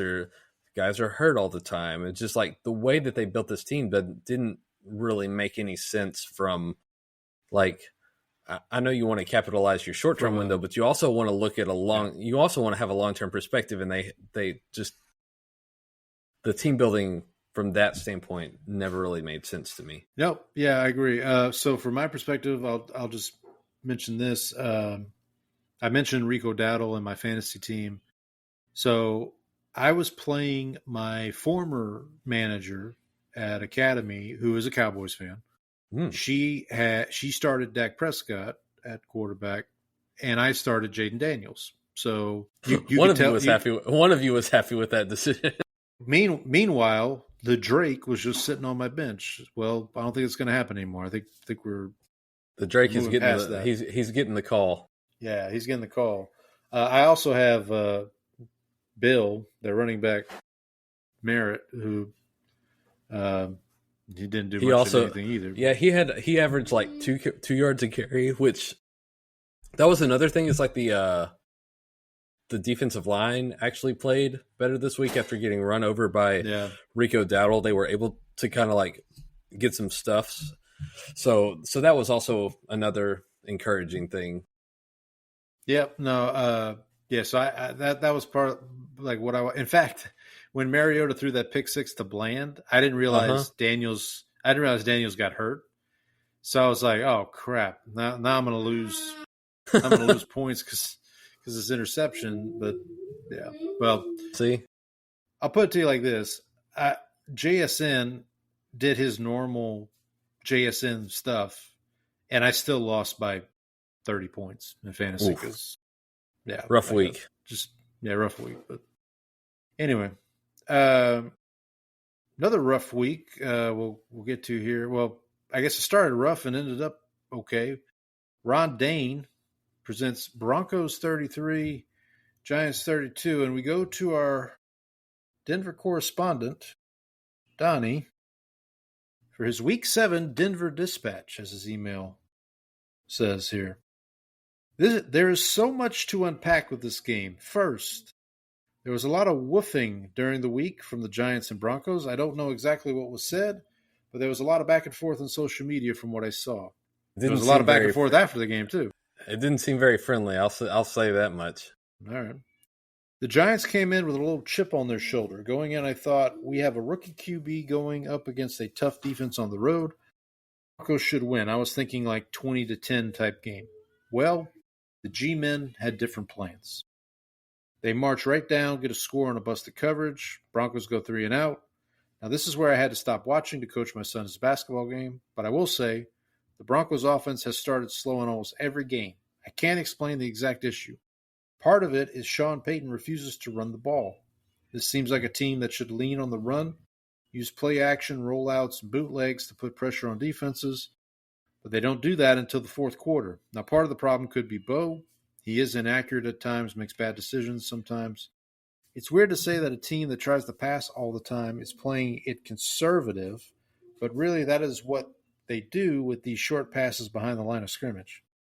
Anyway, after the basketball game, I pick up the game with 2 minutes in the third. Broncos down 19-0. Sean got into his bag at this point. One thing I don't understand, we play at elevation. It seems like we should always run no huddle at home. Peyton Manning always did this. You run the defense into the ground running no huddle, no subs, making them keep their guys on the field. But what do I know? A couple things I want to say about the last couple of minutes. Broncos dropped 2 potential game-sealing picks because 2 defenders ran into each other on badly underthrown balls. So I did see that because people were saying, like, look at this Jackson Dart, like, yeah, supposedly game-winning drive, and someone was like, well, let's not give him like too much credit because he like basically had exactly that. Game looks a lot different if they come down with either. The pass interference call on Moss that set the Giants up was one of the worst calls I've seen. NFL seems to just gift offenses these calls. Why should the offense get rewarded for throwing a bad pass into coverage? Now I am hearing Dayball broke a chair in the locker room. My question is, did he take the chair to the field goal kicker's head? By the way, that kicker has been subsequently released. He's no longer with the Giants. Looking ahead, big game Sunday with the red-hot Cowboys coming to Denver. Denver's favored by 3. I would expect this line to move by the end of the week to Denver -1. I don't know. We'll see what it is here in a minute on our side. Can Denver's defense get back on track? Will Sean Payton decide to call plays at the beginning of the game? And most importantly for you, Brandon, will Brian Schottenheimer break a chair? He doesn't seem like the type to, unless things go really well, and then he might break it in. Yeah, out of joy. I should point out too. Speaking of Brian Schottenheimer, his father, Marty Schottenheimer, one of the coaching finalists, 2026 Hall of Fame, along with Bill Belichick, we mentioned earlier. And also, speaking of the Broncos legendary coach, Dan Reeves, who I didn't even realize was not in the Hall of Fame. But yeah, I thought he was too for some reason. I thought he was, but because Donnie sent this to me earlier, and he's like, "How is Dan Reeves not in the Hall of Fame?" I'm like, I thought he was. So, but anyway, so yeah, I will say this: when Peyton was with the Saints, we had a couple games like this where like we just have these like miraculous. Because I'm thinking of one against the Commanders, and not the one that I've talked about in the past, where Breeze throws the interception and Robert Meacham just mugs LaRon Landry for the ball. Not that game. There was another game that was in New Orleans, one of Breeze's last seasons, where the Saints had to come back from kind of a similar situation where they were down like double digits with like less than 5 minutes or something like that. So, yeah, I mean, look, it happens. Like Peyton, I don't know. He sometimes he's too smart for his own good. But Giants, I feel like Dayball's going to be safe at the end of the year because they're at least showing. I think he played it. He played it the exact right way. He put Dart in right on time. He's showing progress with Dart, which leads me to Sean Payton's comments after the game that I want to talk about, which is he kind of throws a little shade at Russell Wilson by saying he talked to the owner of the Giants hoping that they would not play Dart until after the Broncos game And then Russell Wilson sent you his response via text. He was not too thrilled. Wasn't happy. Mr. Bountygate in the media was, I believe, what he referred to him as.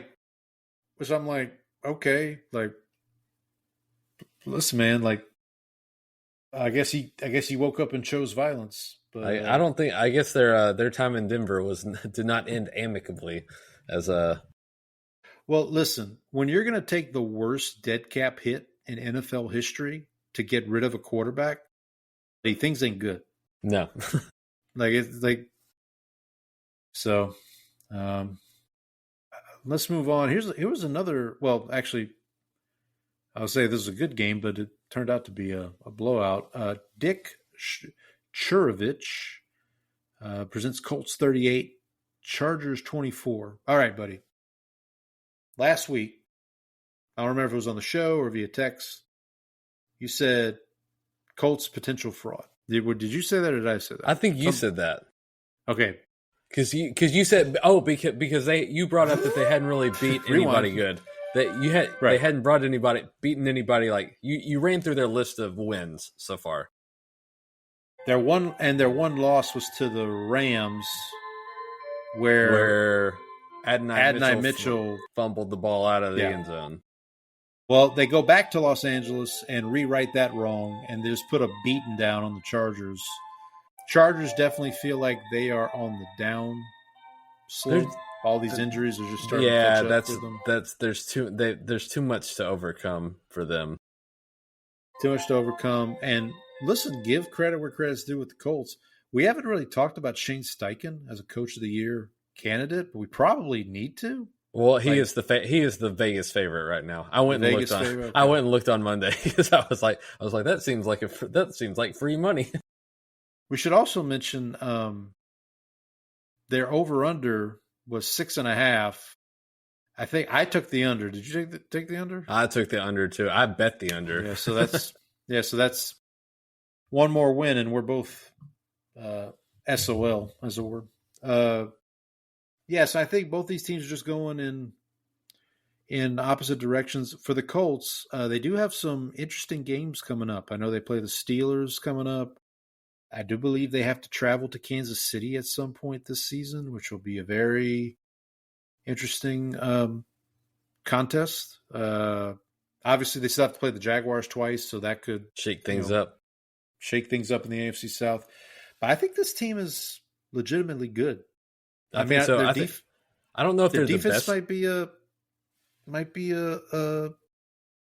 point of worry, but I don't know.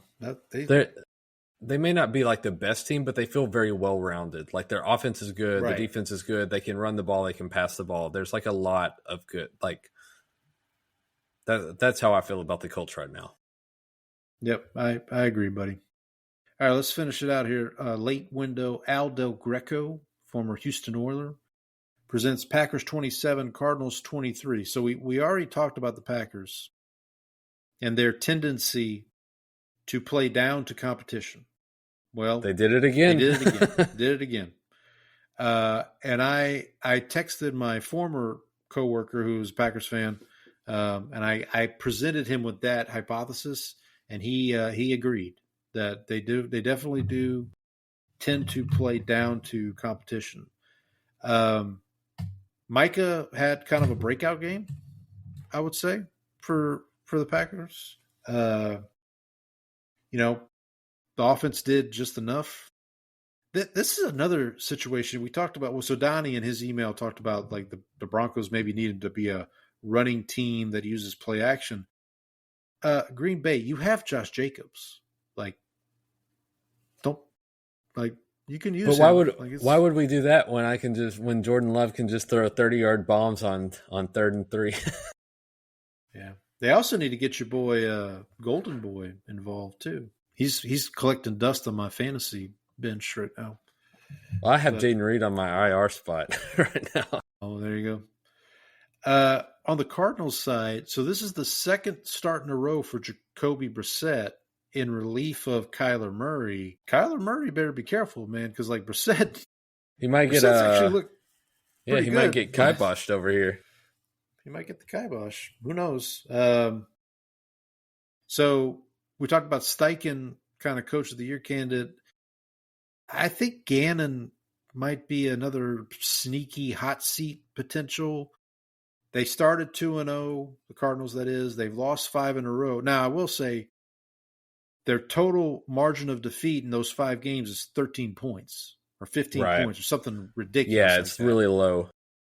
I mean, obviously, we talked about the Titans debacle when they lost that game, which they had no business losing. They had this game, obviously, against the Packers.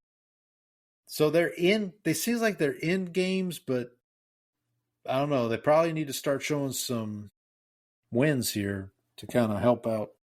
I don't think Gannon makes it past this season if they don't. Yeah, I tend to agree, unless they just kind of turn it around. The other thing you have to remember, in the NFC West right now, they are 2-5. Everybody else is 5-2. Yeah. So pretty late already out there. Not ideal. Yeah, and they've already lost to I know they lost to the 49ers. They lost to the Seahawks also on the Thursday night game. That was one of their close losses. I don't know if the Cardinals do move on from Gannon. I don't know if they can move on from Kyler easily from a contract perspective. So whoever they bring in next year as coach might be stuck with Kyler, but we'll see what happens. Packers, their schedule is going to keep getting they got to keep playing. I was looking ahead a little bit, and I actually saw a tweet about this. There is a Monday night game down the road. Let me pull it up here. I think it's week 15. So the Kyler Murray cap hit next year, if they make him a post June 1st cut, would be $47.5 million in dead money. Buddy, kind of stuck with him. So listen to this. Week 15. The Monday night game right now is the Dolphins at Steelers. That's disgusting. That is. The 2 marquee Sunday afternoon games, because they can flex out of that, right? You can flex out of a Monday night game, right? The 2 marquee Sunday games are both on CBS. One is Colts Seahawks. The other is Packers Broncos. I think at this point, now they'll probably wait a couple weeks, but I think at this point, ESPN would gladly take one of those 2 games on the Monday night slate as opposed to Dolphins Steelers. By the way, your boys are the Sunday night game that week against the Vikings. For what that's worth. So there's a feather in your cap. I just wanted to point that out.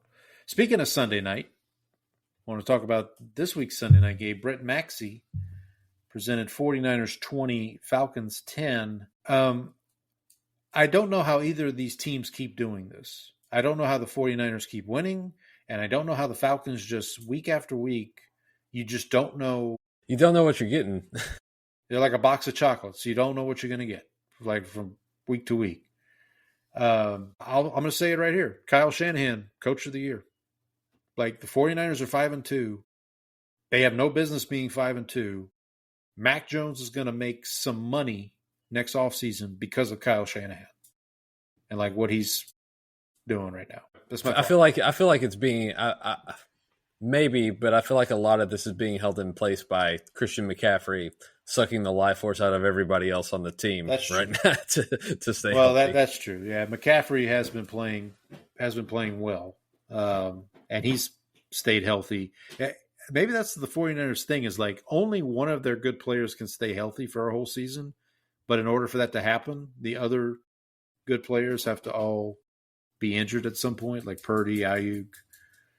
I'm gonna ask the dumb question, the ESPN Monday morning kind of hot topic dumb question.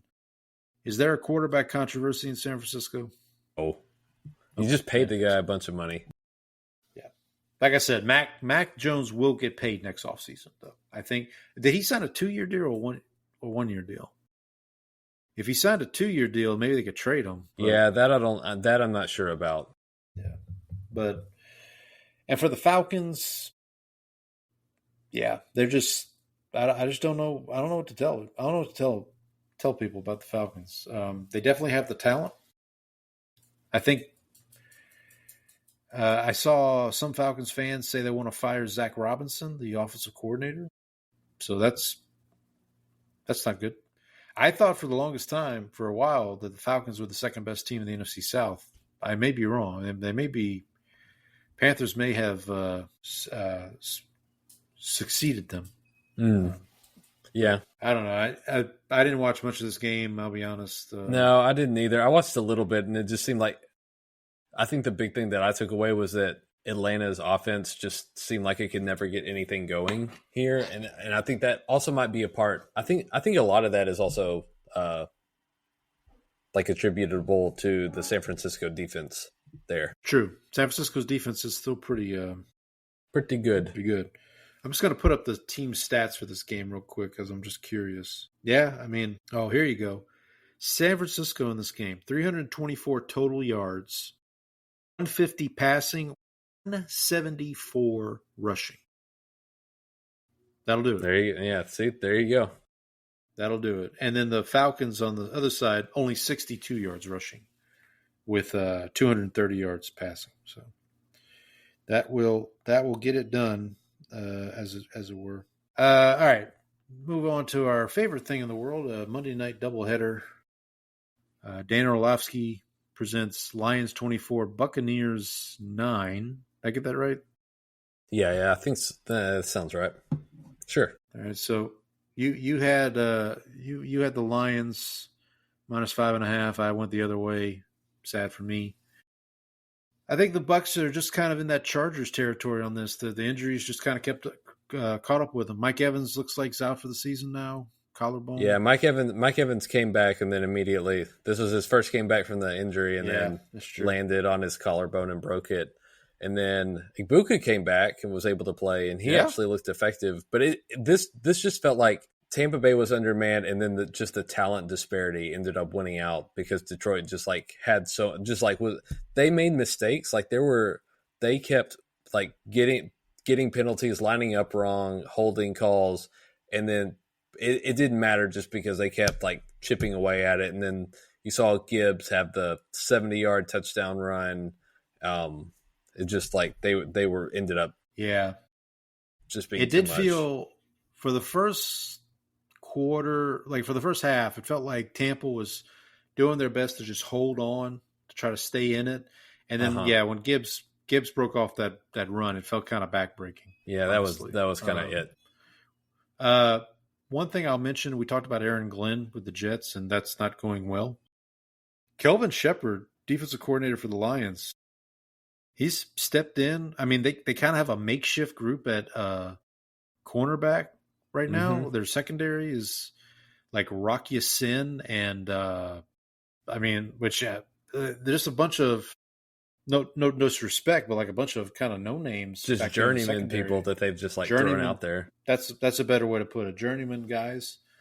So yeah, they're doing what they can. And again, I just think the Lions are kind of pissed off because everybody just thought they weren't going to be good, and here they are. By the way, Thanksgiving Day, the first game, Thanksgiving Day, Packers and Lions. Packers-Lions, that's a good one.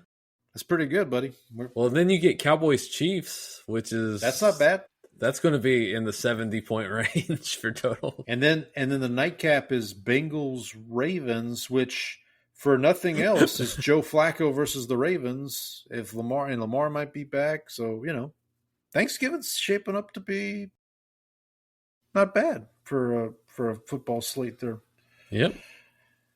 Speaking of not bad, Barkevius Mingo presents Seahawks 27, Texans 19. The Seahawks are not bad. They're pretty good. They are. With the Texans on the other hand.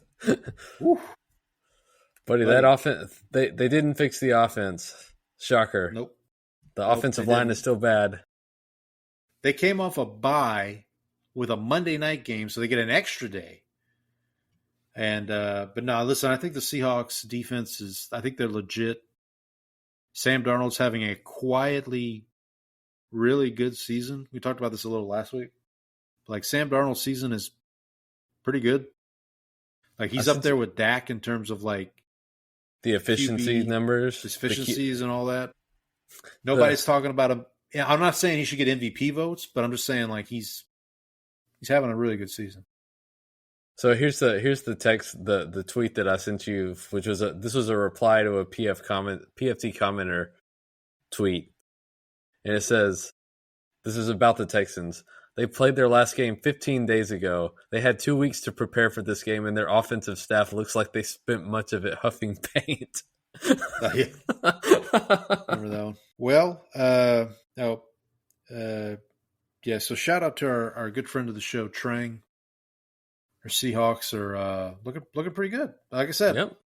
3 teams in the NFC West, 5-2 right now. Them, the 49ers, who they did lose to, and the Rams. For some reason, my Alexa just activated. Now she's telling me the Seahawks record. But anyway, thanks, Alexa. Thanks for the help. Anything else on week 7? This week, week 7. No, you previewing week 8 coming up. Yeah, go ahead and get into the teams on a buy-in camp because I need to take a short Sure. advertising break. Yeah. While you're doing that, I will update the fine folks at home. The Rockets and Thunder have gone final. There's a double overtime encounter. So pretty good way to kick off the NBA season, if I do say so. Let me get the final score for you real quick. 25-124 and double overtime. The Oklahoma City Thunder kick off the NBA season. They raise the banner. They got their rings, all that good stuff, and then they get a victory over the Rockets. Let me see how many points Mr. Durant had. Kevin Durant. Oh, wow. Kevin Durant goes for 23 points. Sengun for the Rockets, 39 points on 14-24 shooting. So, big game for him. On the other side for the Thunder, Gilgeous-Alexander, the reigning MVP, 35 points for him. Chet Holmgren, 28 points for the Thunder. Not bad. So, yeah, good game. I if you're watching on YouTube, you keep seeing me turn my head to the right here. That's what I'm doing. I'm watching the game. Warriors-Lakers are going right now. It's Warriors 47, Lakers 39. Got about 4 minutes until halftime. I was just telling the fine folks, Brandon, Thunder did end up winning, but it was only by a point. So they didn't cover, did they? Did not cover. Double overtime. Sengun for the Rockets. Uh-huh. Is it? I hope I'm pronouncing that right. I think it's Shingun. Shingun? 39 points for Shingun tonight. Oh, look at that. Leading scorer on both teams. Gilgeous-Alexander had 35 for the Thunder. All right, so let's get on to week 8. So we're almost halfway through the season, buddy. We just blinked and no, there we go. So we got quite a few teams on a bye. So if you are in a fantasy league like we are, please take note. So we've got 1, 2, 3, 4. I count 6 teams on a bye. So we got the Cardinals. Their bye is going to be presented by Scooby Wright III. We got the Lions. I found another one, buddy. Presented by Dick Booth. Richard, I forget his middle name. It was Richard Booth. The Jaguar is going to be presented by John Broussard, who that name usually comes from my neck of the woods in Louisiana, but I think he actually is from around here, from Houston. I actually knew somebody on my high school tennis team had the last name Broussard. Oh, there you go. It is a common name around here now. Like it's growing up, it was Broussard was like Smith in Louisiana. So his first name was Sawyer, and his handle for playing Xbox, for playing Halo online, was Sawyer Boobs. Oh, nice. Very, very mature. Very mature. Yeah. The Las Vegas Raiders are on a bye. They need it.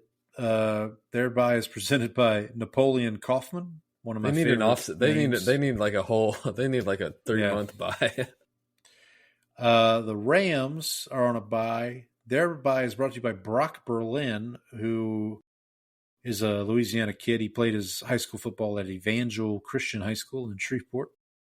And good friend of the show, just mentioned her, Trang, gave us the Seahawks player here. She went with Cam Chancellor, member of the Legion of Boom. So they'll present the Seahawks. He'll present the Seahawks by this week. All right, Thursday night. We kind of talked about this game a little bit already, but oh crap, I forgot to put the spreads. Hang on. I can read them to you as we go. So yeah, well, I gotta pull. Dang, I didn't do any of this, man. Oh man, I am way off today. I'm way off. Hang on, give me a sec here. I knew I was forgetting something. Just give me 1 second. Let me get situated here. Let me pull up the pick'em. Actually, I got to pull up here. I'll do it. I'll do it here. I'll do it on the spreadsheet, and then I'll do it live. All right. So let's start with. You're gonna have to give me the spreads here. So Vikings at Chargers. Chargers minus 3.5. Okay, so the Vikings are getting 3.5. That is correct. Man, I don't trust either of these teams. I'm gonna be honest with you. I guess I'm gonna lay the points with the Chargers. I'll take the Chargers. So the max points we can do this week 13. It's 13. Okay, there's 6 teams off, so that's 3 less. Okay, that's 13. Don't feel too confident about this one. I guess I'll go Chargers 4. What do you got, buddy? So I'm going to take the Vikings with the points. All right. I'm going to take Vikings plus 3.5. And I'm going to take the Chargers to win, and I'm taking Chargers for 2. 2. Okay. All right. Now, both of our teams are playing later in the day. So in this early slate, we will not mention Saints or Cowboys. So we're going to start with Dolphins at Falcons. This one presented by Joey Harrington. What's the spread here, buddy? So we have Dolphins at Falcons. Falcons at home, laying 7.5. Okay, so the Dolphins are getting 7.5. Again, I don't trust either of these teams, but I trust the Dolphins much less. So I'm just going to go. I'm going to lay the points. You mean the coach the team whose coach is stammering at press conferences and telling his starting quarterback to get off the field? You don't trust that team? No, I don't trust. I'm going to go Falcons. I'll lay is 7.5. It is 7.5. I'll lay the 7.5 with the Falcons. I'll take Falcons at I'm not going to go all the way to 13. I'll go 8. Okay, so I will take. I'm gonna stick with the. I'm gonna lay the points with the Falcons too, and I have Falcons 9. That's good. All right, moving on. Bears at Ravens. This one brought to you by Jim Harbaugh, Chargers head coach Jim Harbaugh. I think I saw this one. Isn't it like Ravens -6 or something like that? Ravens -6.5. That feels. I mean, I know Lamar's. I hope Lamar's coming back. For their sake. I think I'm going to, you know what? I'm going to take the points with the Bears, but I'm going to take the Ravens to win, but I'm going to put it at I'm going to go 3. All right. I'm taking Bears plus 6.5, and I am taking Bears 3. There you go. The definition of a head-to-head matchup there. All right. Buffalo, the Bills coming off a bye. Yeah, they were on a bye last week. Going to Carolina. This game brought to you by Super Bowl legend Don Beebe. Legendary for knocking the ball out of Leon Lett's hand. Yep. What do we got here, buddy? What's the it is Panthers at home getting 7.5. So Bills -7.5. All right. So the key here is that it is Panthers at home. It is Panthers at home. So I'm going to take the points.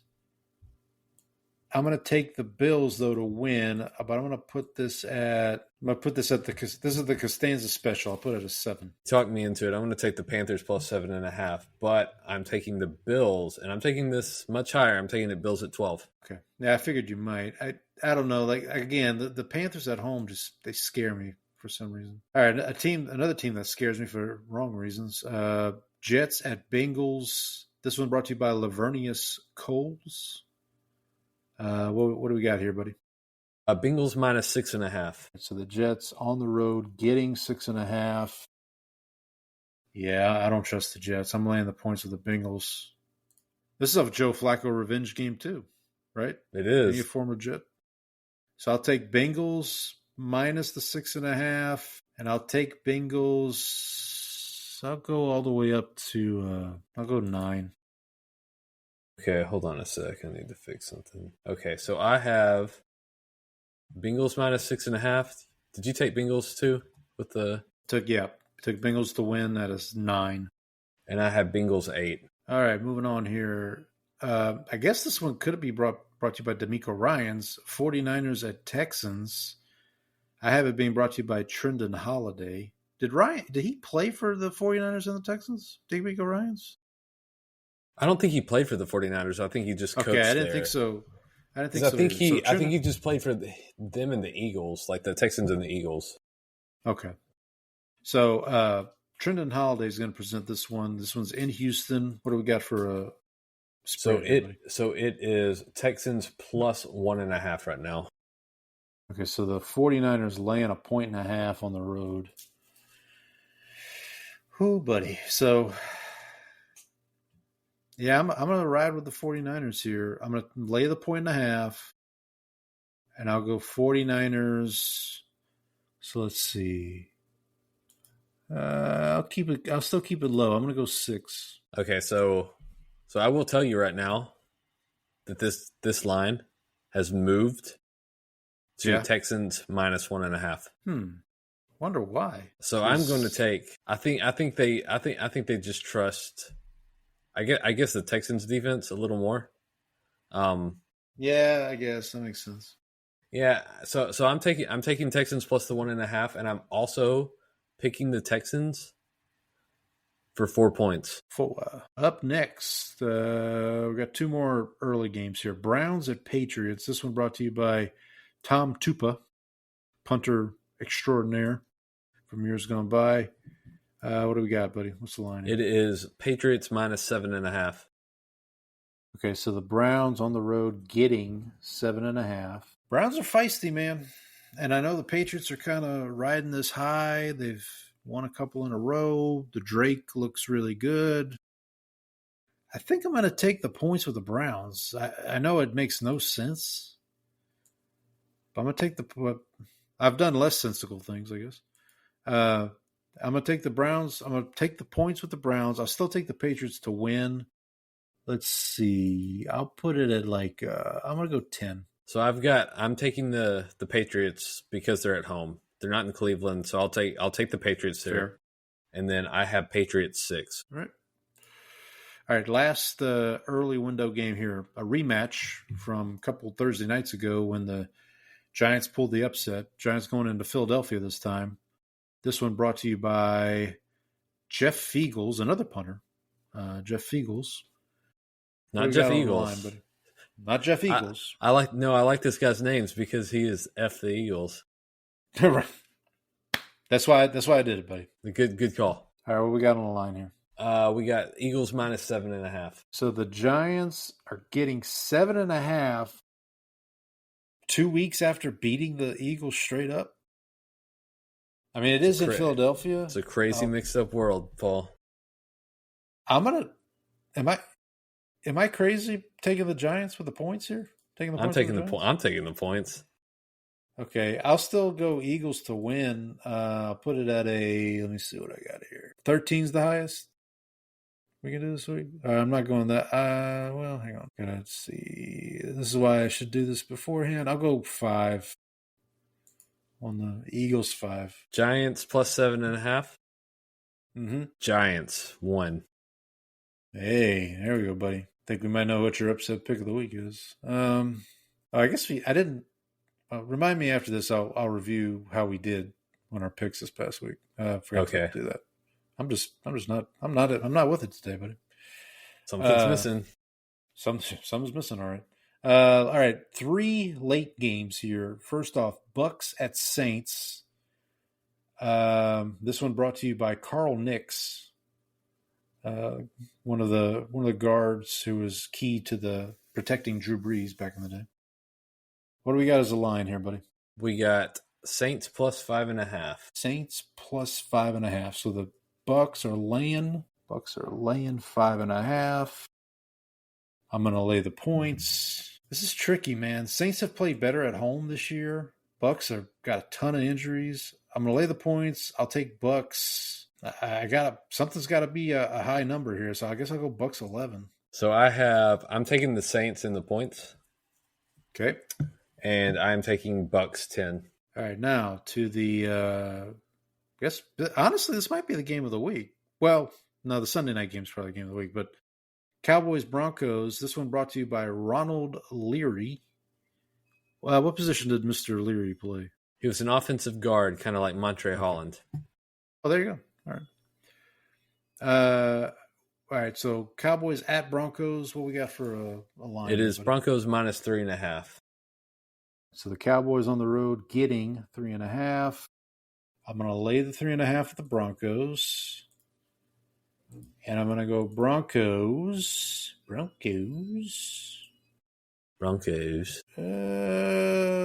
See, what do I have left here? What could I have left to use? I guess I'll go, just for you, buddy, I'll go 12. Broncos 12. Broncos 5. You're laying the points with the Broncos? Yeah, I'm laying the points. Broncos minus 3.5. All right. All right. Last late game, Titans at Colts. This one brought to you by Jeremy McNichols, the current. Is that the Washington Commanders? He is. He's the guy poaching all the carries from Bill. From Bill, yeah. But he did play for the Titans and Colts, obviously. What do we got here for a spread, buddy? Colts minus 14.5. Jesus Christ. Titans on the road getting 2 touchdowns and the hook. All right, so I'm laying the points. So this is easy. Lay the points with the Colts. And I'm going all the way to a 13 on this one. Colts minus 14.5. Colts 13. There we go. Congratulations to the Tennessee Titans for beating the Indianapolis Colts. There's no way this isn't going to... Jerry, it's a lock. It's a lock, Jerry. All right, Sunday night, big game here. Green Bay Packers go to visit Aaron in Pittsburgh. It's a Aaron revenge game. What do we got for a spread? Oh, this one, by the way, brought to you by our good buddy Dick Cap. I need to be stopped, Brandon. I know. You're out of control, Paul. I'm out of control. All right, it is Steelers plus 3.5 at home. All right, so the Packers on the road laying 3.5. Man, I feel like Rodgers is going to come out gunslinging on this one, right? I know. I'm taking the points. Yeah, I think I'm going to do that too. So we're both taking the points. I'm going to take the Packers to win. I think this is going to be my 1. I'm going to go 1 on this one. Okay, I've got Packers 7. Packers 7. All right, last but certainly not least, only one Monday night game this week. It's brought to you by Rich Gannon, former MVP, right? He won the MVP award. He did. He did. 2002, the year that they went to the Super Bowl. Right. Commanders at Chiefs. Do we have any word on Daniels? Is he this week? Is it Mariota again? It's still questionable right now, so it's still up in the air. What do we got for a spread? So it is on ESPN. It is minus 10.5. All right, and in the market, it is also still minus 10.5. So that seems to indicate there hasn't been any breaking news about Daniels coming back. So I'm going to lay the points with the Chiefs. I'm taking the Chiefs. What do I have left here? 13, 11, 12, 11, 10, 9, 8, 7, 6, 5. I guess I got to do 2 for this one. But hang on. Okay, I'm gonna switch this up. I'm switching this up. I'm gonna go Chiefs 11. Okay. And I'm changing my Bucks over Saints. I'm gonna stay with the Bucks, but I'm gonna go to 2. Okay. And who are you taking with the spread?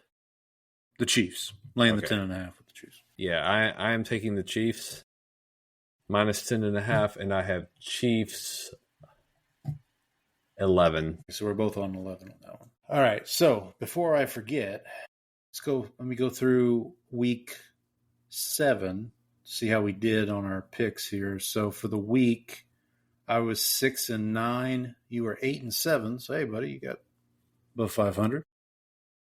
I'm 47-61 for the season. This is against the spread. And you are 49-59. In the confidence for the week of week 7, I was 9-6. You were 12-3, buddy. How about that? Whoa. So according to this, you're 12-3. Double check ESPN to see. Yeah, I'm gonna have to go look at this now. In points, I was 12-3. There you go, buddy. Told you. In points, you had 604. I'm at 548. I've moved it. I do know that I moved into second place in our group now, or I'm tied for second with Matt Eberflus. With Matt Eberflus. We thought it was Brock Purdy. Now we'll tune in next week to see who we think it is next week. You did beat me head to head. We were head to head on 4 games. You won 3 of them. I only won 1. So, well, we're head to head in week 8. By the way, we're going to be head to head on 4 games again. Let's hope I can replicate that success. All right. Let's go to here. We'll kind of tie these in together. Oh, actually, before we do that, win-loss game. I'm at 55 points. You were at 53 for the season. So, all right, let's move into our George is getting upset. Okay, so for the season, I'm 4-2. You are 1-5. We both missed our upsets last week, I think. Yeah, we both missed. 'Cause I had no. You got your upset last week. Yeah, because it was a technical upset. So I apologize. Let me correct this real quick. Hang on. So for the season, I am now 4-3. You are 2-5 for the season on the upsets. What do you have for your upset mañana? I'm gonna go Bears. The Bears over the Ravens. Okay. That seems reasonable. For me, I am gonna go. Did I take an upset in confidence? I don't think I technically took an upset in the confidence, but did I? No. Oh, hang on. Nope, that doesn't count. Yeah, I didn't really. I guess I got to hedge against something. You're gonna go out on a limb here. Got to go on a limb. What the hell? No, I'm not gonna do that. Boy, you take the Giants over the Eagles.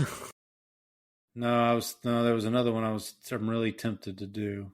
Yeah, I didn't pick any upsets in the. So okay, just for yucks, I'm gonna go Browns over Patriots. Browns over Patriots. Yep.